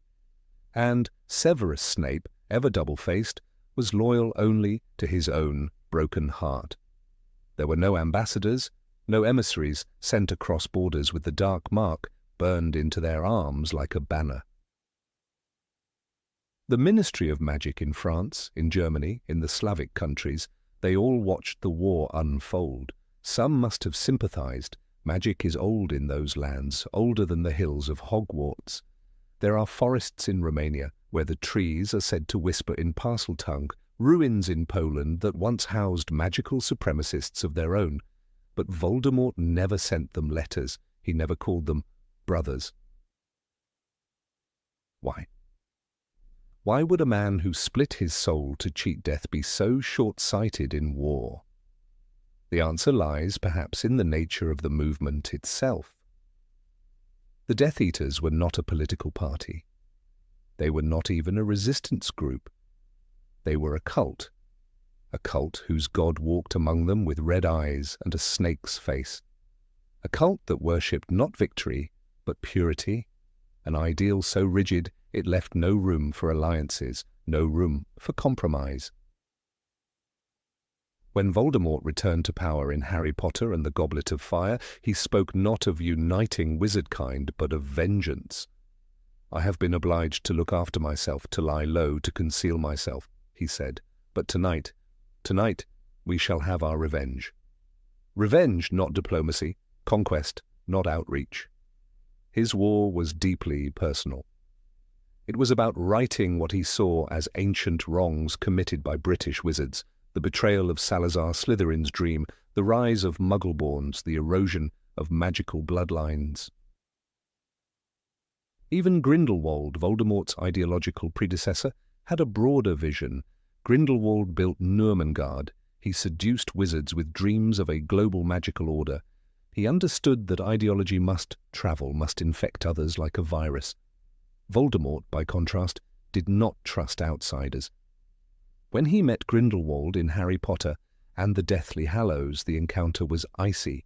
Grindelwald mocked him, refused to betray the location of the Elder Wand, and Voldemort killed him for it. In that moment, he severed the last tie to any international dark legacy. In the First Wizarding War, there were whispers of Voldemort's influence growing. But they never became more than that, whispers. Dumbledore never spoke of threats from abroad. The Order of the Phoenix didn't dispatch operatives to Paris or Moscow. The enemy was always at home, never across the sea. And yet, it's inconceivable that no dark wizards elsewhere would have joined the cause, if only they had been asked. The magical world has its own borders, invisible but real. Language, customs, secrecy laws all divide one region from another, but dark magic speaks in a universal tongue. The Cruciatus Curse feels the same in every language. If the Death Eaters had sent envoys, Rodolphus Lestrange to the Black Forest, Yaxley to the Balkans, they might have recruited powerful allies who could have attacked the British ministry from multiple fronts, allies who could have spread propaganda, seeded terror, and opened new chapters of the cult. Instead, Voldemort built an echo chamber. His followers told him what he wanted to hear. "The boy is nothing, my lord," said Lucius Malfoy. "He will not survive." They underestimated again and again the resistance, because they believed too much in the righteousness of their own blood and too little in the complexity of war. They did not think like generals, they thought like worshippers. In Harry Potter and the Half-Blood Prince, Voldemort's movements were described in whispers and rumours. "He's been seen abroad," said Lupin. "Rumours only, but dangerous ones." But again these movements never bore fruit. Voldemort was not building coalitions, he was hunting Horcruxes, chasing immortality, obsessed with the relics of his own past. Every action was self-reflective, a spiral inward. There was no outward gaze, and this is the tragic flaw of the Death Eaters. They believed themselves chosen, not because of what they could do, but because of who they were. They looked into the mirror of the past and saw bloodlines, not futures. They believed that magic, by its very nature, should be hierarchical, that some deserved power and others deserved silence. But belief without strategy is not revolution, it is delusion. There were likely pure-blood supremacists in Eastern Europe, untouched by British politics but sympathetic in philosophy. Wizards who kept house elves and hated muggles. Wizards whose own ministries were weak, corrupt, or blind. Voldemort could have built a coalition of the resentful, but such alliances require charisma, humility, and patience. He had only fear. Even in Britain, Voldemort failed to secure full control of the magical elite. The Sacred 28, the pureblood families, were fractured. The Black family was in disarray. The Prewets and Bones had allied with the Order. Only a handful, like the Carrows and the Knotts, offered true loyalty. The rest offered silence, or cowardice, or lukewarm gestures. Internationally, the task would have been even harder, and perhaps... Voldemort, for all his power, feared rejection. He feared weakness, and alliances by their nature expose weakness. To reach across a border is to admit you cannot win alone. Voldemort would never say that. He would never kneel before another wizard's door, asking for support. He would rather die. Indeed, he did. Even the use of inferi, those grotesque magical corpses, shows how inward his strategy was. He did not build armies of the living. He did not inspire. He reanimated the dead. He filled caves with memories and surrounded himself with snakes. That is not the method of a conqueror. That is the ritual of a cult leader preparing for sacrifice. The Death Eaters believed they were restoring something. They often spoke of the past, the glory of the old ways, as Bellatrix whispered. But you cannot restore a kingdom that never existed. Their vision was a fantasy, not a blueprint. They clung to mythology, to ancestry, to ghosts, and ghosts cannot march across borders. And so the war remained local. Harry Potter's story, for all its scope, is the tale of one country's civil war. It is not a world war. It is a domestic conflict with international implications that never materialized, because Voldemort, for all his terror, never thought to globalize. He wanted domination, but only within the walls of a castle he believed was his birthright. In the end, the Death Eaters did not fail because they were outnumbered. They failed because they were isolated, by choice, by arrogance, by the very ideology they worshipped. The magical world beyond Britain watched and waited, some in fear, some in hope, but none were called. And in that silence, Voldemort sealed his fate. Number 22, their questionable sense of style. Of all the chilling mysteries that surrounded the Death Eaters, few were as visually absurd and yet oddly compelling as their unwavering devotion to cloaks and silver masks. In a world where invisibility cloaks, Polyjuice potion, and disillusionment charms offered true anonymity, the Death Eaters chose to strut about like dark peacocks, swathed in dramatic black and covering their faces with grotesque, glinting masks. They didn't sneak through shadows like spies. They paraded as if each appearance were a performance. Voldemort's most devoted followers were not merely loyal soldiers. They were costumed actors, obsessed with spectacle, fear, and a dark elegance that bordered on parody. The theatricality wasn't limited to major attacks. Even in smaller operations, the Death Eaters seemed to dress as if they were attending a sinister masquerade. When they arrived at the Quidditch World Cup in Harry Potter and the Goblet of Fire, dragging Muggles through the air and setting tents ablaze, they wore masks. One would think anonymity would be the goal in such a chaotic public display. But their attire seemed designed to do more than hide. It was about power. Wizards in black robes and masks were conjuring skulls into the sky, the book recounts. The symbol burned above, the dark mark in green, while their masked faces glinted eerily in the firelight. But in the spectacle, something was lost: stealth, subtlety, and any chance of long-term manipulation. There is an undeniable aesthetic consistency to the Death Eaters which in itself is peculiar. Magical Britain had no dress code, and the variety of robes and appearances at Hogwarts alone proved that wizards could be wildly creative with their fashion. Yet Voldemort's inner circle appeared uniform, bound not just by ideology, but by an almost cult-like adherence to costume. Bellatrix Lestrange, known for her madness and cruelty, wore her identity like a badge, with wild hair, black lace, and a dark corset that set her apart even. Among her comrades, her fashion screamed drama. But unlike Tonks, who used appearance as self-expression, Bellatrix weaponized her theatrical look. This strange devotion to flair reveals a deeper truth. The Death Eaters were obsessed with control, but they could not resist ornamenting that control with spectacle. Their masks were more than disguises. They were symbols of status, Each one reflected a shared identity, stripping away the individuality of even the most dangerous among them. Lucius Malfoy, a man of wealth and influence, wore the same silver mask as lesser-known Death Eaters. It was a visual equalizer within the hierarchy, ironic given their obsession with blood purity and class distinction. Still, even behind the mask, Lucius carried a cane, wore tailored robes, and maintained the elegance of a pure-blood aristocrat.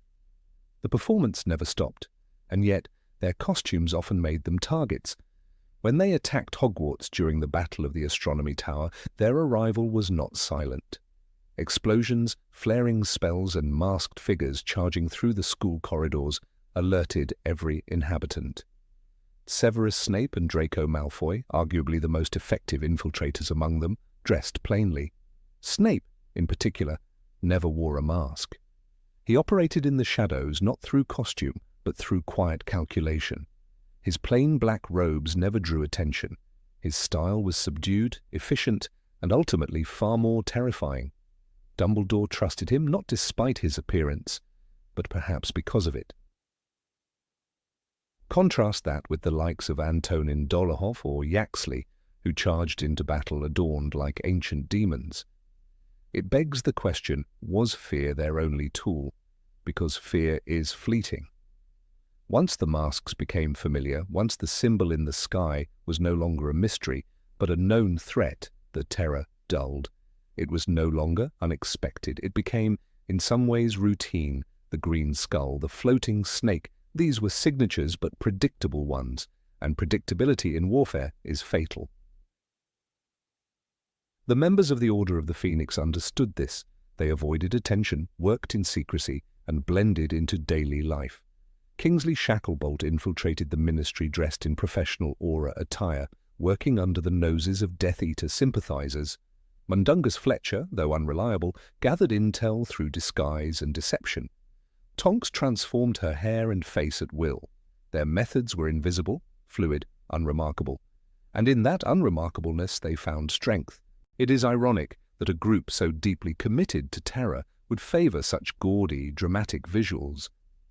The black robes flared, their spells erupted in color, and their very presence seemed choreographed. The attack on the Department of Mysteries, one of their rare attempts at stealth, failed partially because their identities, though masked, were too conspicuous.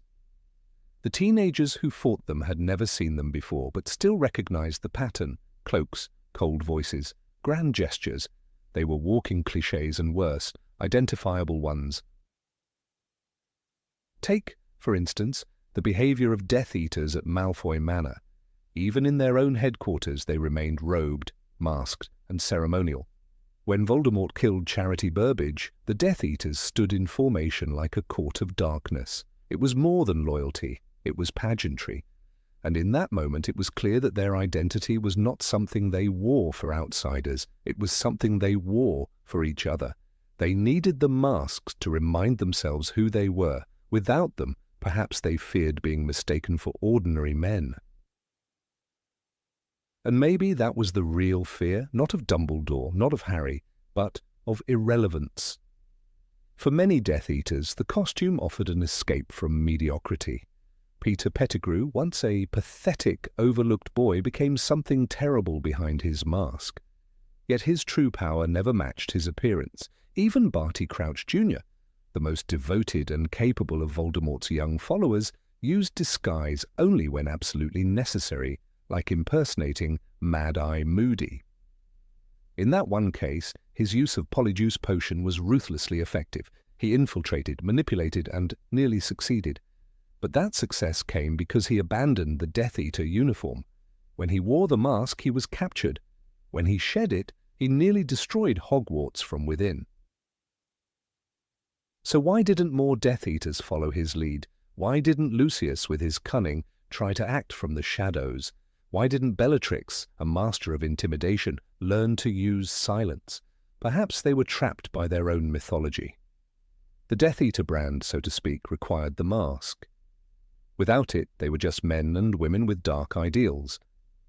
The mask elevated them, made them icons of fear. And icons don't blend in. They shine in the dark. But that shyness also made them vulnerable. The Death Eater aesthetic, while intimidating, made them predictable. Their enemies could prepare. Their tactics were flashy, but often lacked depth.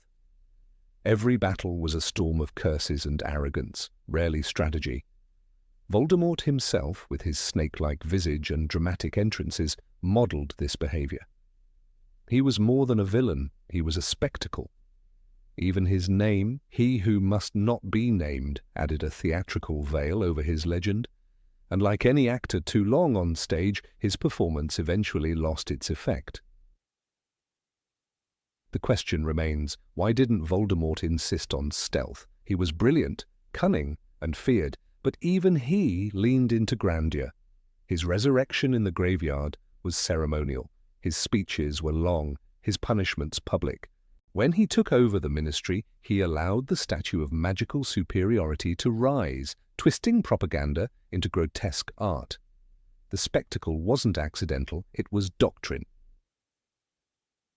Perhaps the only Death Eater to challenge the aesthetic was Snape, whose divergence proved most effective.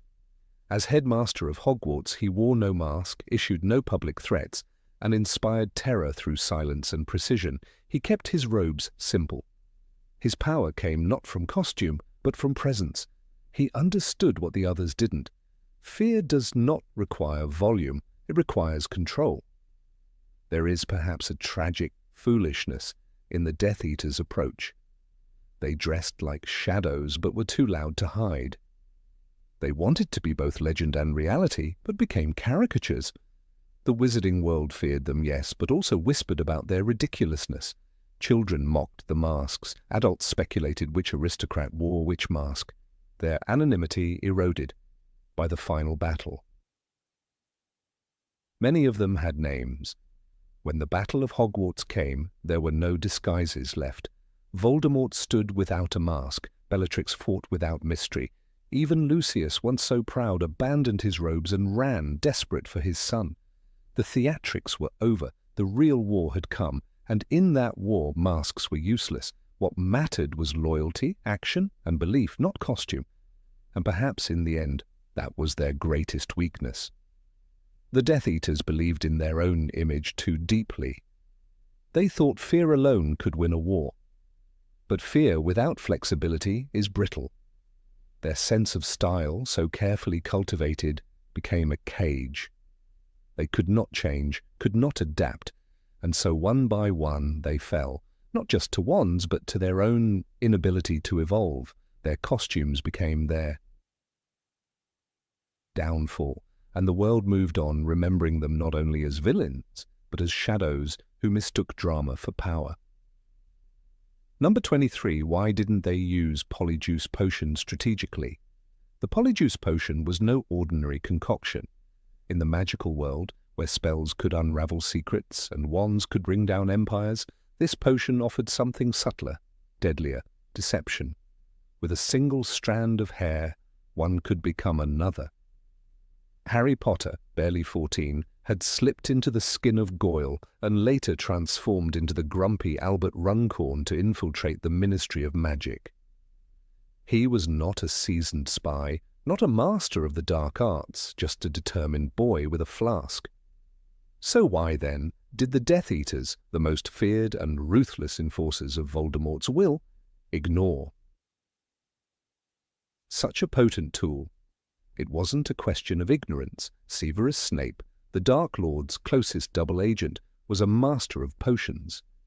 He knew how to brew Polyjuice as effortlessly as others made tea, and Barty Crouch Jr., the sole Death Eater who famously used the potion, did so with astonishing precision.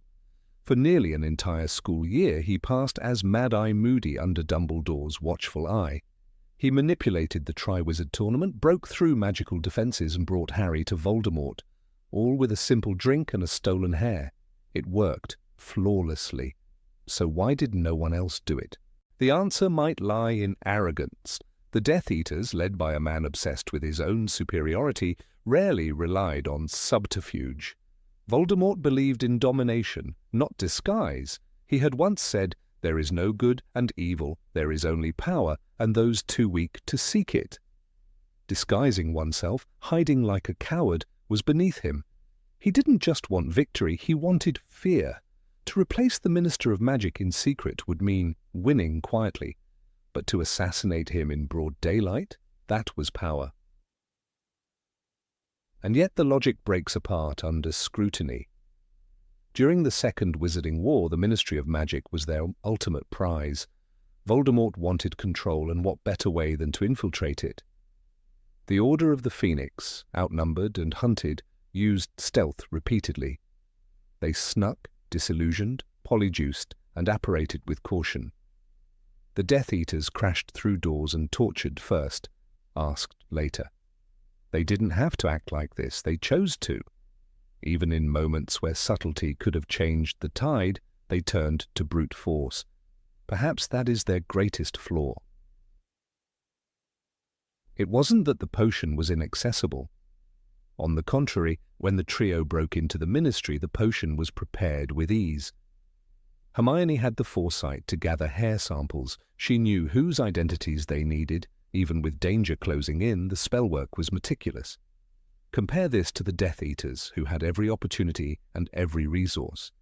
Lucius Malfoy, embedded in the Ministry for years, could have used the potion to replace Kingsley Shacklebolt or infiltrate the Auror office. But he never did. He relied instead on intimidation and threats. When subtlety would have served them better, the Death Eaters shouted. Their ideology played a part. Blood purity obsessed them. Polyjuice potion, for all its brilliance, relied on human hair. To the Death Eaters, touching a mudblood's hair, or worse, becoming one, was unthinkable. Voldemort himself was born of a Muggle father, a fact he hated so deeply he murdered his own family. Becoming a half-blood, even temporarily, would have felt like defilement. The irony is staggering. Their desire for purity made them blind to the tools that could have given them control. It wasn't just arrogance, it was disgust. But there is more. Polyjuice potion, for all its strengths, had limitations. It required preparation, storage, and, crucially, access to the target. This meant stealth, patience, planning. The Death Eaters were warriors, not spies. They didn't wait, they stormed. And as Voldemort grew stronger, he relied increasingly on brute terror, letting Dementors and giants do his work. When terror is your weapon, deception loses its appeal. Replacing a key official quietly might change policy, but dragging their corpse into the middle of Diagon Alley would make the wizarding world tremble. Still, there were moments where their strategy made no sense. During the infiltration of the Department of Mysteries in Order of the Phoenix, 10 Death Eaters broke in to retrieve the prophecy. They could have brewed Polyjuice, transformed into Ministry employees, and walked in. Instead, they waited for Harry. They used his dreams. They let a teenager deliver the key. And in doing so, they were defeated by school children. The plan was elaborate, but not clever. It relied on manipulation, not transformation. Had they used the potion, they could have bypassed every security spell. Bellatrix Lestrange, arguably Voldemort's most devoted follower, was as unstable as she was powerful. She relished torture and chaos. Subtlety wasn't in her nature. Could she have impersonated someone?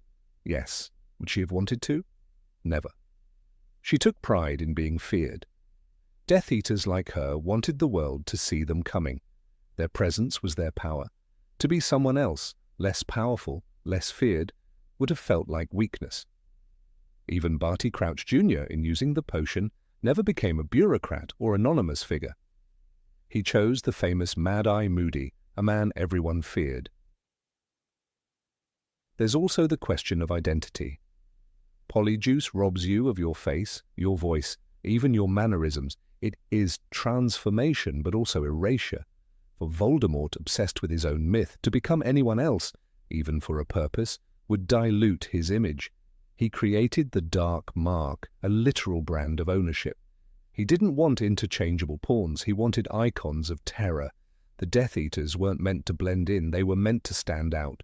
Compare this to the Order of the Phoenix, who embraced selflessness. Tonks, Kingsley, and even Dumbledore himself operated in the shadows when needed.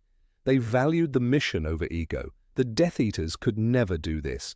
To serve Voldemort was to reflect his own narcissism. The potion didn't fail them, they failed the potion. Another practical issue might have been trust. To brew and use Polyjuice required cooperation, and the Death Eaters trusted no one. They betrayed, spied on, and even killed each other. Imagine giving your hair to a fellow Death Eater. What if he used it to impersonate you? What if he framed you or stole your place? Voldemort ruled by fear, not loyalty. Under such a regime, even strategic tools became dangerous. They might have feared each other more than the Order.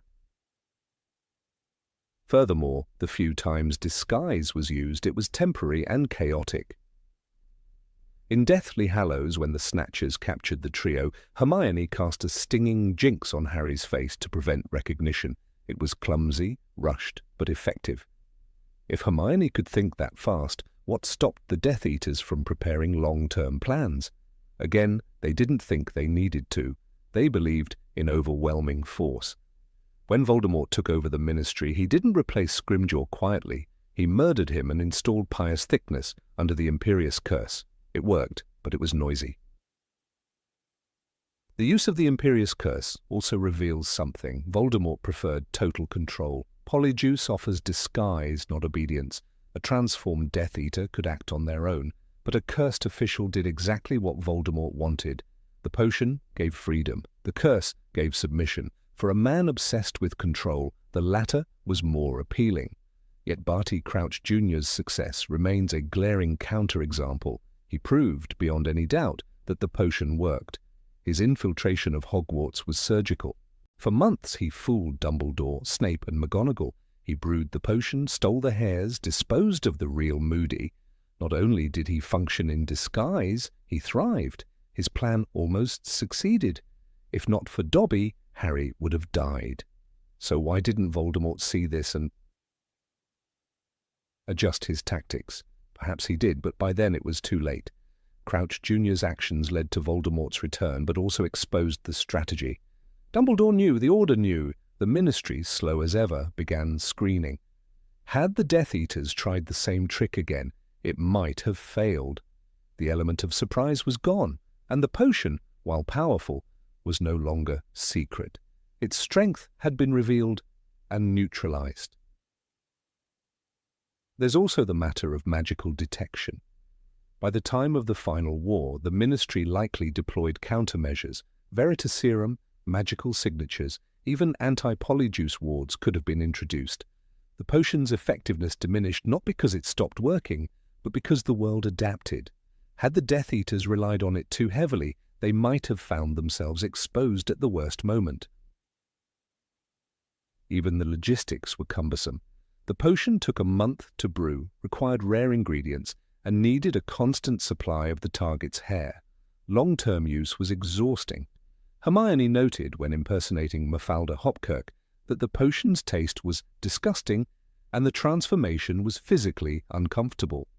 For an army built on cruelty, discomfort was tolerable, but patience was not. They were not built for slow victories. The final explanation, perhaps the most damning, is that Voldemort didn't value intelligence. He valued power, bloodline, and obedience. Strategy took a backseat. When Snape, the most intelligent Death Eater, tried to operate with subtlety, Voldemort distrusted him. He preferred thugs and sadists, people like Fenrir Greyback, who brought terror, not tactics. The Dark Lord could have built a spy network. He chose an army instead. In the end, the absence of Polyjuice potion in the Death Eater playbook is not an oversight, it is a symptom. A symptom of a leadership that rejected subtlety, mistrusted intellect, and clung to identity above all else. The potion wasn't just unused, it was unwanted. In a war where shadows often defeated brute strength, the Death Eaters chose to walk in the light, and burned for it. Number 24, their strange hierarchy. There was something strangely theatrical about the Death Eaters. Draped in black, hiding behind masks, they were at once terrifying and ridiculous, loyal and selfish, united and utterly fragmented. From the outside, they appeared to be a powerful organization with a single goal: serve the Dark Lord, crush resistance, and establish pure blood dominance. But under the surface, the Death Eaters were far less like a disciplined army and far more like a chaotic cult, riddled with contradictions, egos, fear, and broken chains of command.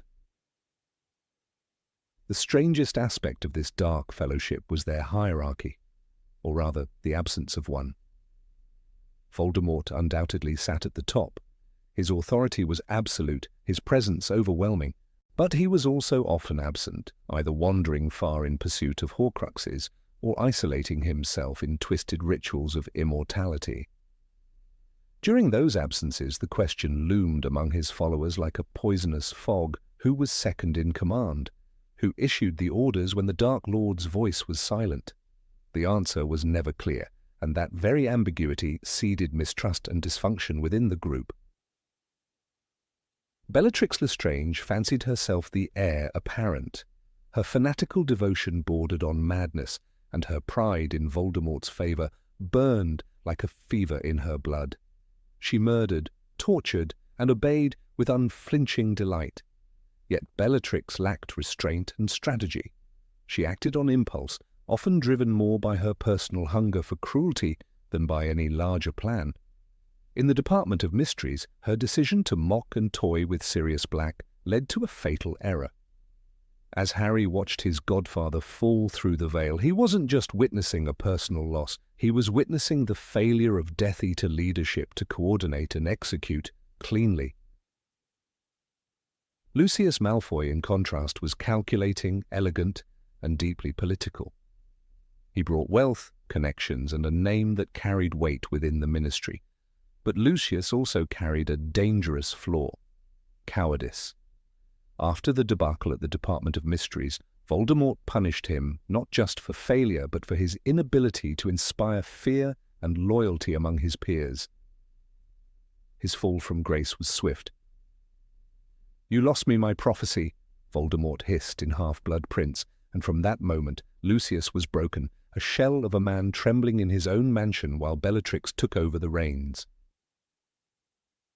Then there were the Carrows, Alecto and Amicus, sadistic, cruel, and eager to prove themselves, yet clearly limited in intellect and strategic thought.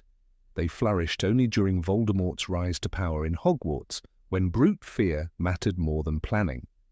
Their reign of terror over students was driven less by ideology and more by a desire to inflict pain. No one followed them out of respect. They were obeyed out of fear, and only for as long as the Dark Lord watched from the shadows. Barty Crouch Jr., perhaps, came closest to being a true second-in-command, if only for a time. His loyalty was absolute, his intelligence formidable, and his methods effective. Disguised as Mad-Eye Moody, he managed to manipulate the Triwizard Tournament, deceive Dumbledore's circle, and deliver Harry to Voldemort, a feat that no other Death Eater could claim. But his genius was also self-destructive. Upon being exposed, he was rendered useless, kissed by a Dementor before he could ever claim a position of command within the ranks. This lack of clear structure bred chaos. In the early days, Death Eaters operated more like a gang of criminals than a military force. Some were eager believers, like Bellatrix. Others, like Snape, were double agents with secret agendas. Still others, like Peter Pettigrew, were cowards clinging to survival. There was no uniformity, no codified rank. Even the Dark Mark itself, fearsome in appearance, it was less a symbol of order and more a brand of ownership, burned into flesh as a reminder of Voldemort's control, not of mutual allegiance. During the First Wizarding War, the disorganization was already evident. Death Eaters carried out assassinations, kidnappings, and torture, but often with overlapping targets and conflicting strategies. When Voldemort fell, the group shattered almost instantly. Some fled, some went to Azkaban, others bribed their way out of trouble. Only the most fanatical remained loyal. Even the idea of loyalty was complex. For many, it wasn't devotion to a cause, but fear of Voldemort's wrath. As Dumbledore once noted, you are protected, in short, by your ability to love. The Death Eaters, by contrast, were held together only by their terror. In The Half-Blood Prince, Voldemort's return brought not clarity but further confusion. His inner circle reassembled, but with deep fractures. Lucius had fallen. Bellatrix grew more erratic. Snape, now head of Slytherin and close to Dumbledore, held a unique and dangerous position. Yet none of them could truly lead. When Draco Malfoy was given the task to kill Dumbledore, it wasn't because he was ready or worthy, it was punishment for Lucius. Voldemort's orders were personal, emotional, and strategic all at once, but never structured. In this vacuum of leadership, personal ambitions flourished. Yaxley tried to control the Ministry from within but lacked the charisma to command the other Death Eaters. Travers, Mulciber, and Rookwood executed missions but rarely worked together. Instead of a command structure, the Death Eaters operated more like a feudal court, each seeking favor, acting in their own interest, and occasionally cooperating when Voldemort directly intervened. Perhaps the most striking example of this broken hierarchy came during the Battle of the Astronomy Tower. The Death Eaters infiltrated Hogwarts, but instead of a clean operation, the assault was riddled with chaos. Fenrir Greyback acted more like a rogue predator than a soldier, attacking indiscriminately. The others, too, seemed more interested in causing terror than fulfilling a plan. Dumbledore was murdered, yes, but not by a clean chain of command. Snape stepped in not because he was ordered to, but because of a private vow, a secret arrangement far removed from the supposed goals of the Death Eaters. Even during the final battle at Hogwarts, this fractured structure was evident. As Voldemort stationed himself in the Forbidden Forest, his followers were left to coordinate attacks within the castle. The result was a brawl, not a siege. Individuals like Dolohov fought bravely but without cohesion. When the tide turned, many Death Eaters simply fled. Their so-called brotherhood crumbled without the terrifying gaze of their master. The tragedy, then an irony unbeknown to the Death Eaters, was that for all their talk of purity and order, their organization was built on fear, not structure. Without Voldemort's presence, they fell into disorder. They had no council, no generals, no written doctrine. Even the inner circle was more of a social construct than an operational reality. The lack of hierarchy meant no one was truly responsible for success or failure. Compare this to Dumbledore's Order of the Phoenix. Though smaller and less equipped, the Order functioned with surprising coordination. Leaders like Moody, Lupin, and McGonagall took initiative. Information was shared. Assignments were distributed. Members trusted one another. Even in loss, the Order stood together. The Death Eaters, by contrast, turned on each other. Voldemort's rule was not about unity, but dominance. Snape's dual allegiance highlights this dysfunction. Despite being one of Voldemort's most trusted agents, he operated largely on his own. Voldemort used him, but never integrated him into a chain of command. This isolated brilliance mirrored Voldemort's own style. Reward power, punish weakness, but never build a system that could survive your absence. It was the ultimate flaw in the Death Eater model. Karkaroff's betrayal further underlined this issue. When captured, he named names without hesitation, not just out of fear, but because there was no true loyalty among the ranks.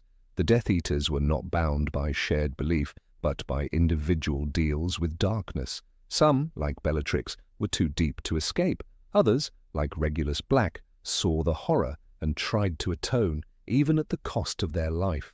But none of them had a leader to confide in, to follow in Voldemort's absence. And what of the new recruits? When Voldemort took over the ministry, his ranks swelled, but not with true believers. Many were forced to serve. Stan Shunpike, for example, was arrested and branded a supporter, likely without understanding what he was dragged into. The ideology of the Death Eaters had diluted. The inner circle remained dark and loyal, but the periphery was composed of frightened men, opportunists, and victims of circumstance. The failure to build a real hierarchy was Voldemort's greatest tactical mistake. While he valued power above all, he underestimated the strength of structure. He believed fear would be enough, and for a time it was. But when fear was no longer immediate, when he vanished or was defeated, his army collapsed like ash in the wind. The Death Eaters had no spine, only limbs lashing out blindly. Even after Voldemort's death, the Ministry found it difficult to prosecute Death Eaters effectively. Who gave the orders? Who planned the attacks? Who led the missions? In most cases, there were no clear answers. The trials were messy and many slipped away due to lack of evidence or clever deception. This was not by design, but by dysfunction. The Death Eaters left no minutes, no maps, no hierarchy to trace. They were a shadow army without a skeleton. And so when we speak of Death Eater power, we must also speak of the Death Eater weakness. Their inability to form a coherent leadership structure doomed them from within. Voldemort's obsession with being the only mind in control ensured that no mind could guide the others when he was gone. In the end, the most terrifying thing about the Death Eaters was not their power, but how close they came to winning, despite being little more than a cult held together by fear and fire. Number 25. Why did they even need Horcruxes? Of all the secrets in the Second Wizarding War, few are as disturbing, and yet as under-examined, as the relationship between the Death Eaters and Lord Voldemort's Horcruxes. That Voldemort split his soul into 7 pieces is infamous. That he housed them in goblets, snakes, and ancient relics is well known. But behind the fog of dark magic and fear lies a question far more unnerving. Why did the Death Eaters, his most loyal followers, never question the very objects that made their master inhuman? Why did they stand silent as he turned himself into a patchwork of shattered soul fragments? The answer, buried beneath layers of fear, awe, and blind worship, may reveal more about the cult of Voldemort than any battle ever could. Horcruxes were the darkest magic imaginable, objects into which one hides a torn fragment of the soul, anchoring it to the living world, creating a form of immortality. But it was not just the creation of Horcruxes that was terrible, it was the manner in which Voldemort displayed them. There was a theatricality, a grotesque vanity to it. He hid them in Gaunt's ring, Hufflepuff's cup, Ravenclaw's diadem, and in the snake Nagini. He chose legendary artifacts steeped in the lore of Hogwarts as if to crown himself king of its founders. These were not hiding places, they were statements. Each Horcrux was not only a vault of immortality, but a monument to Voldemort's delusion of grandeur. It would have made tactical sense to conceal his soul in places that defied discovery. He could have buried them beneath mountains, cast them into the deepest oceans, or sealed them within spells known only to him. Instead, he placed them where their very aura would attract attention. The cave that held the locket was a tortured memory from his childhood. The room of requirement, where the diadem lay, was a place of hidden things, but also of familiarity and risk. He placed a piece of his soul inside a diary, an object intended to be found and used, and through it he nearly returned to life in Harry Potter and the Chamber of Secrets. Yet, despite all of this, not one Death Eater intervened. Not Lucius Malfoy, who foolishly kept the diary and risked his family's name. Not Bellatrix Lestrange, who guarded Hufflepuff's cup in her Gringotts vault, never questioning why a fragment of her master's soul needed to sit among her gold. There was no skepticism, no counsel, no restraint. The Death Eaters, for all their supposed cunning and power, became caretakers of madness. They held the keys to Voldemort's immortality and treated them as heirlooms rather than the abominations they were. This silence speaks to the inner rot of Voldemort's court. A true leader surrounds himself with challengers, with minds that sharpen his own. Voldemort, in contrast, built a choir of fear and flattery. The Death Eaters were not generals, they were believers, and in their faith they surrendered all reason.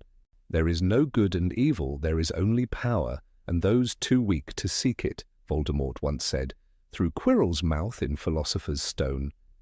The Death Eaters heard these words as gospel. They followed power, not wisdom. They worshipped domination, not truth.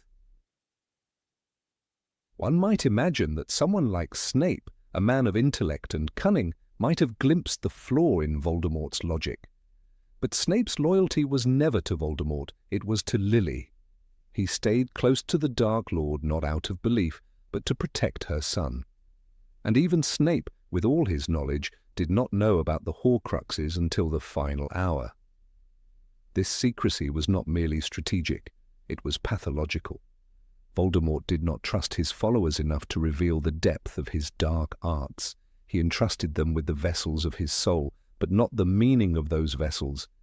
This paradox, trusting and hiding, mirrors his own divided soul, a creature torn between domination and paranoia. In Half-Blood Prince, Dumbledore says, "I am sure that Voldemort considered the possibility of hiding a Horcrux at Hogwarts. For Voldemort, Hogwarts was home." And that is what the Death Eaters never understood. These objects were not just magical insurance. They were childhood totems, ego monuments, relics of a boy named Tom Riddle who had never known love. In hiding them in Gringotts in Hogwarts in his own pet snake, he wasn't just seeking immortality, he was displaying his identity. The Horcruxes were not camouflage, they were mirrors. And the Death Eaters, in their obedience, became custodians of his vanity. There is something deeply ironic in the fact that the very people who followed Voldemort in the name of power were complicit in the preservation of his vulnerability. Each Horcrux was both a fortress and a target. Bellatrix never wondered why a cup needed such security. Lucius never asked why a diary needed to possess a girl. And when the cup was destroyed, when the locket was stolen, when the snake was slain, none of the Death Eaters paused to reflect that their master's grand plan was unraveling from the inside out. If Voldemort had been guided by a truly loyal mind, one capable of saying no, the Horcruxes might never have been found. He might have enchanted a pebble and tossed it into space. He might have melted a soul fragment into a drop of water in the ocean. He might have done anything but what he did, turn his soul into a collection of showpieces. Yet his court, high on cruelty and devotion, never held him back. They watched as he mutilated himself and applauded. They protected his insanity and called it genius. It is tempting to believe that Voldemort failed because of Harry's courage or Dumbledore's wisdom, but in truth he failed because he surrounded himself with Death Eaters, not thinkers, men like Dolohov, obsessed with blood and battle, women like Alecto Carrow, delighted by pain but incapable of strategy. They were hammers in a world of keys. Voldemort, brilliant as he was, forged his own ruin by never listening to a voice that questioned him. The most striking example of this comes at Malfoy Manor in Deathly Hallows. When Harry is captured and brought before the Death Eaters, none of them recognize him because of his swollen face. Bellatrix, terrified at the sight of the stolen sword of Gryffindor, nearly collapses. Her fear is not for her own life, it is for the possibility that her vault has been breached. Not once does she connect the destruction of the locket or the theft of the sword with the unraveling of Voldemort's immortality. She panics, but she does not understand, because to understand would require that she ever considered the Horcruxes as anything more than sacred relics. This blind reverence reveals a deeper sickness. The Death Eaters were not comrades, they were cultists. They did not think, they obeyed. The Horcruxes were never debated, their logic was never tested. They were protected not because they made sense, but because Voldemort had made them. His word was their law, even when it led to madness. The dark mark bound them not just in loyalty but in submission. Even Narcissa Malfoy, who showed great courage in the Forbidden Forest when she lied to Voldemort about Harry's death, never challenged the Horcrux logic. She acted for her son, not for truth. She did what none of the others dared, put family above the Dark Lord. But even she, proud and perceptive, never questioned why Voldemort was splitting his soul like pottery shards. It was not her place. In that world, questions were betrayal. And perhaps that is the most tragic thing of all. The Horcruxes, these grotesque trophies of a tortured soul, were never protected because they were wise. They were protected because no one around Voldemort dared to ask, is this really a good idea? They watched their master sever himself, distort his very being, and they cheered. And in the end, the boy with the scar was not the only one who defeated Voldemort. The silence of the Death Eaters helped destroy him too. In Goblet of Fire, Barty Crouch Jr., disguised as Moody, says, "You need to know what you're fighting for." But the Death Eaters never did. They fought for fear, for dominance, for vengeance, not for vision, not for thought. That is why they never saw the fatal flaw in their leader's plan. That is why they never questioned the madness of encasing a soul in a cup or a snake or a crown. And that is why when the final Horcrux fell, there was no plan left. Each destroyed Horcrux was a blow not just to Voldemort's immortality, but to the illusion of his invincibility. The Death Eaters, once so proud, so cruel, stood in ruins, defeated not by the Order of the Phoenix alone, but by their own blind loyalty. They had become keepers of the very thing that doomed them. They were not betrayed by their master. They betrayed themselves by never asking why.